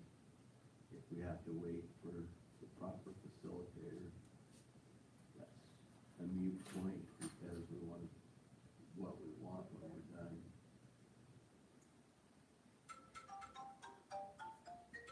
I've got an answer from the class. I think that's a good point. Yeah, My those are wife. very good points. Sorry, I can't talk right now. So what would you guys like me to have for our next meeting? What would you guys like, because we won't have that option right now, what would you like me to have for this next meeting that we can do as a group to try to move forward? Building needs, each building. No. And we'll come to what Tony just said. Yeah, Tony's list, yeah. Then we'll come to every part of that, right? Tony's list, I'm gonna make sure I just have this. Yeah, we wanna know, Take through mine. we need some figures. We need some exact figures about attendance. How many kids are in the high school? Yeah, That's Tony's. Okay. How many elementary kids, how many, whatever. Broken down by class. You mean by like social studies by? No, I mean Okay. like how many sixth grade? Okay. How many seventh? I was like, that might be a little wild. Three kindergarten kids. There's 42. Yeah, no, we don't know. By grade. By grade. By grade. Broken down. I think I heard that say too, that we have to identify our needs first and what are our priorities. So how do you guys want to go about identifying those needs?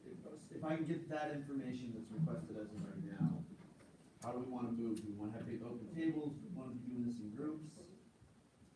I would like to hear everybody's, I'd like to hear all the news.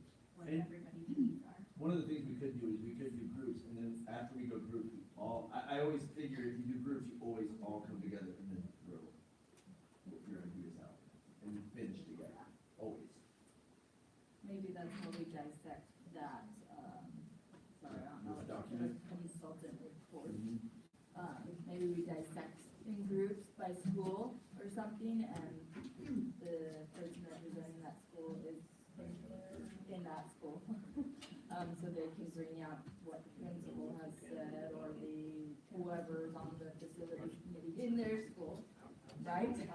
Yeah, I think we could get kind of like how this committee's already put together, we could throw a teacher. So once we've every teacher, dissected the and- needs of each school, we can come together and decide what those needs would be together as a whole. And what would be different if we went K-5 versus K-8?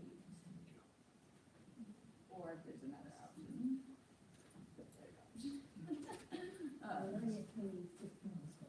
Or K, yeah, right, K6 and 7, 8 as well. You know, so maybe we could look at something like that. Then that way there's. And if there's any information on surveys or community, input on why the bond failed, I think that's I would be interested in knowing that, rather than just conjecture and rumor. Do we have a survey? We don't have a survey. We don't? Not that it couldn't be done. It's been a while now. Yeah.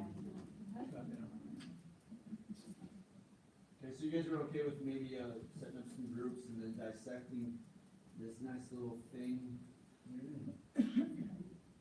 We can have the principal, you know, the needs of every school, kind of addressing, it sounded like some of you girls were already in students, so that's a plus. Hopefully they are. I guess it sounds like Dr. Hurst is gonna be handling that, which is good, because then ultimately, in the end, you don't want each individual principal to make a long list that's not supporting what the vision is, because then it's gonna waste their time. But Dr. Hurst can kind of maybe give them that better understanding, if that's the way it's gonna go, versus everybody shows up and says, here's 50 things, of which only 3 or 4 are actually on the list. Which was gonna be my next question, do you think that's doable by the next meeting to get the needs for the principals on your end? I'll be able to let you know, because basically, I'm actually scheduling a meeting with Pete Perez now, so we can discuss it.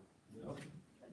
The list that, Tony gave me, we've already started working on that, so we'll have that ready for the November 5th meeting. Okay. I'll get with you tomorrow on this. So is this, are you asking for a list in addition to the consultant, recommendation for facilities, or what the principals are prioritizing of that? Well, we had in the previous meeting already kind of said Dr. Hurst on that meeting to meet with the principals, so she'll be bringing a list to the principals.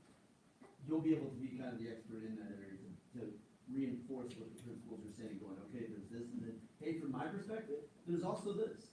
And Rob, it was like immediate needs, it wasn't necessarily what we needed to have a different school, it was, here's our immediate needs right now. that Kind of a hybrid? we see. Facility needs. Yes, facility needs. And so what do we want? Do we want a list of what a school needs, meaning whether they have it already or not? Or are we talking about what they don't have a need? So then that doesn't really help us build our new building, but it might solve their situation, right? So maybe we need 2 kinds of lists. Well, the scope, I think this committee doesn't say what are the priorities for a new school, but what are the priorities that could be within our current facilities? It could be additional facility, that's up to the committee to decide, I think. Okay. So maybe we do it with just what they currently need, and then when we go, we still need to build a new building, then we go back and ask, okay, what do you have to have in a building that you may have That really comes out. and don't have? That kind of stuff. Does it come Yeah, out that'll of the come. bond? No one to ask, because they're not in the building yet. I think I you're think now, what she's saying is what would they like to see for a new building, what we need. Yeah,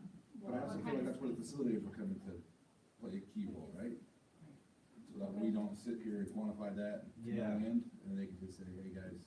It's a little bit of a rabbit hole. Yeah. Okay. I want to insert that we do have that already in place, and that the principals have already been getting, it is hard to work around all the administrative meetings, and when we all, Dr. Harris and I have it, we'll try to get those meetings and those lists of immediate, kind of like the last meeting was like the red flags. Was that correct? Like red flag, and then also some, so we'll be having that kind of list. And then I think just as long as you guys are there to offer your insight, you're in there, you're in the grind. We'll kind of, if you're elementary, obviously, you should probably be in the elementary group.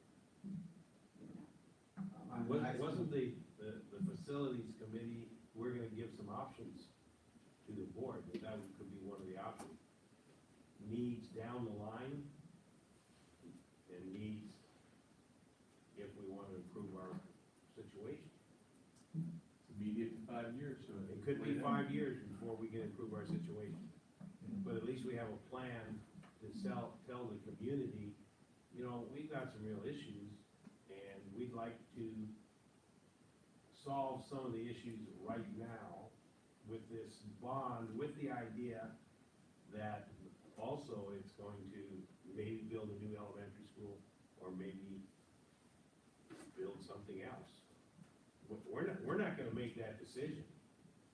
The board is going to take our opinions, whether they like them or not, and say,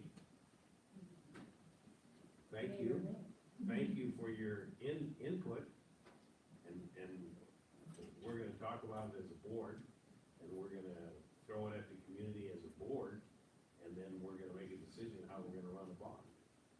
Yeah, and aside though, they could also take some good points. They could That's take right, some I mean, they could take some positive points from it too. And the I would good, hope it's all positive. Sure, if we sit next to each other, it'll be fine. Okay. and the good point is we already got two on here that we can run ideas by, right? We got two people that we can kind of question, probe. So I have a suggestion that you take to the board, and that is, how are we preparing our community to vote for our bond?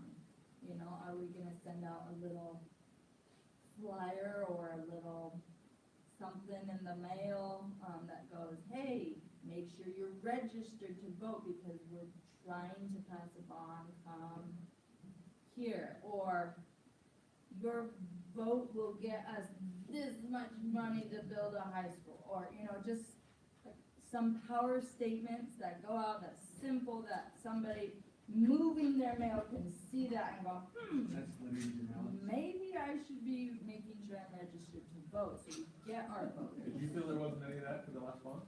I got a couple of things in the mail, but That would be the bond. I think before we Campaign committee, that's a we have to separate come up committee with that what does we're preparing for. Okay. Yeah. It's usually a community committee that goes out and campaigns. but it is important, right? It absolutely is important. Very important part of this. But once we have our vision, then we can start figuring out how we're gonna throw it. Well, and that's what I mean, is start now, we send something out now. We have a committee getting ready to meet this need, right? And so then that way, we have people registered to vote, to start voting, understand how to vote. So basically. And that we are in the trenches. Yes. Because what's the population of Othello that Right. actually I'd votes? like to recommend the chair of the campaign committee. There we go, there we go. Yeah, that's how I got here. I just, yeah, but No, I it's- just, No, I think it's a what you're saying is concern very that, important. maybe, Preparing them. It just, maybe it's, we I would aren't say it's a getting the task of this voters, committee, but it's important. that we need too. Something in that area, you could probably do something of our current numbers of like unhoused kids or how overcrowded current classroom sizes and stuff like that. So it's very vague, it's just, here's some of the issues. But yeah, But we should being also, aware. and I think by the time we get the list of what our principals need, we can come up with a good game plan on maybe going that route. I think we do need to go up, we need to figure that out. I would add that the architectural firm that you select is gonna be a tremendous help in that process of translating that need, taking into consideration core space, et cetera, class size targets. So what what is produced in the next couple of weeks is obviously gonna add to that, but the architect will go back, revisit those facilities, take a look at the program, take a look at core space, et cetera, the proposed need, and then, you know, that can be translated into square foot at the K-8 level. Currently, at the high school, from OSPI's perspective, you have about a 54,000 square foot unhoused new and blue combination, so that would be matchable up to that square footage. And, work within the existing facility would, not be matched, just with the age of the building. With any modernization, with the exception of the 200, 300, 600 little wing, that's the older wing that wasn't addressed in '96. But the intent of that was to new and live, tear it down, build it, because of the condition and the cost per square foot in relation to building it, to modernize versus new. I have one question. It's in regards to our portables. Is there, even a possibility that the portables be removed and be done with them, or are we, I guess I've heard rumors that we can't not have portables. One, because it's so expensive to move them, but two, because it counts as a non-permanent, facility, it's what gets us our funding. So therefore, maybe somebody's not willing to give them We don't up. have to spend a lot of time on this, but. I know, it's the just, easy answer to I that know. is, if you wanna maximize tax dollars from the west side, then you have to have portables. Right. You have to have But in-house is students, you that gotta what match. we want? I don't think this community can afford to do anything else. Okay. We only have $47 million, you can't spend 80 and use all our own money, we don't have that. And I personally don't see any way how you're never gonna have portables. Municipal can fix it. We're not a community that can just pay for everything ourselves. Our goal at the last bond was to not have any students in portables for regular classes by the time the bond construction was done. And I think we met that. It wasn't very much longer later when we were in those, because we kept growing, but that was the goal. We don't wanna have kids in there at the end of the bond. But we didn't get rid of them because we knew. We grew and we changed class size, right? It wasn't just we grew, we also went to our elementary. Yeah, we might have already started getting those before we actually had the class size reduction even. I'm not positive, but. The easy answer is that, it'd be great to never have portables, but it's, in my opinion, in this community, it's not reality. This isn't Seattle, it's not what we really much is in Seattle. And I understand that, I guess it's just. A lot of portables are empty, we just say that they're people. What we do. Portables mean nothing, it's all about the number of students and the square foot per student. You've heard of portables, my daughter's in one, and I went in there, it was fantastic. It was awesome, it really was. No offense to the other classroom. I've always liked To make the best of what we have. I thought Some when I good spoke and in, there's I some like. down, I think. Okay, so we got a good idea of where on that, I guess I gotta chat with the board members. And then hopefully next meeting November 5th, we can start getting the ground running. Sound good? Yes. All right, let's get it. Thank you guys. Can I confirm a couple items real Yes, quick? yeah. So, you're wanting a draft RFQ to be advertised soon, or are you holding off on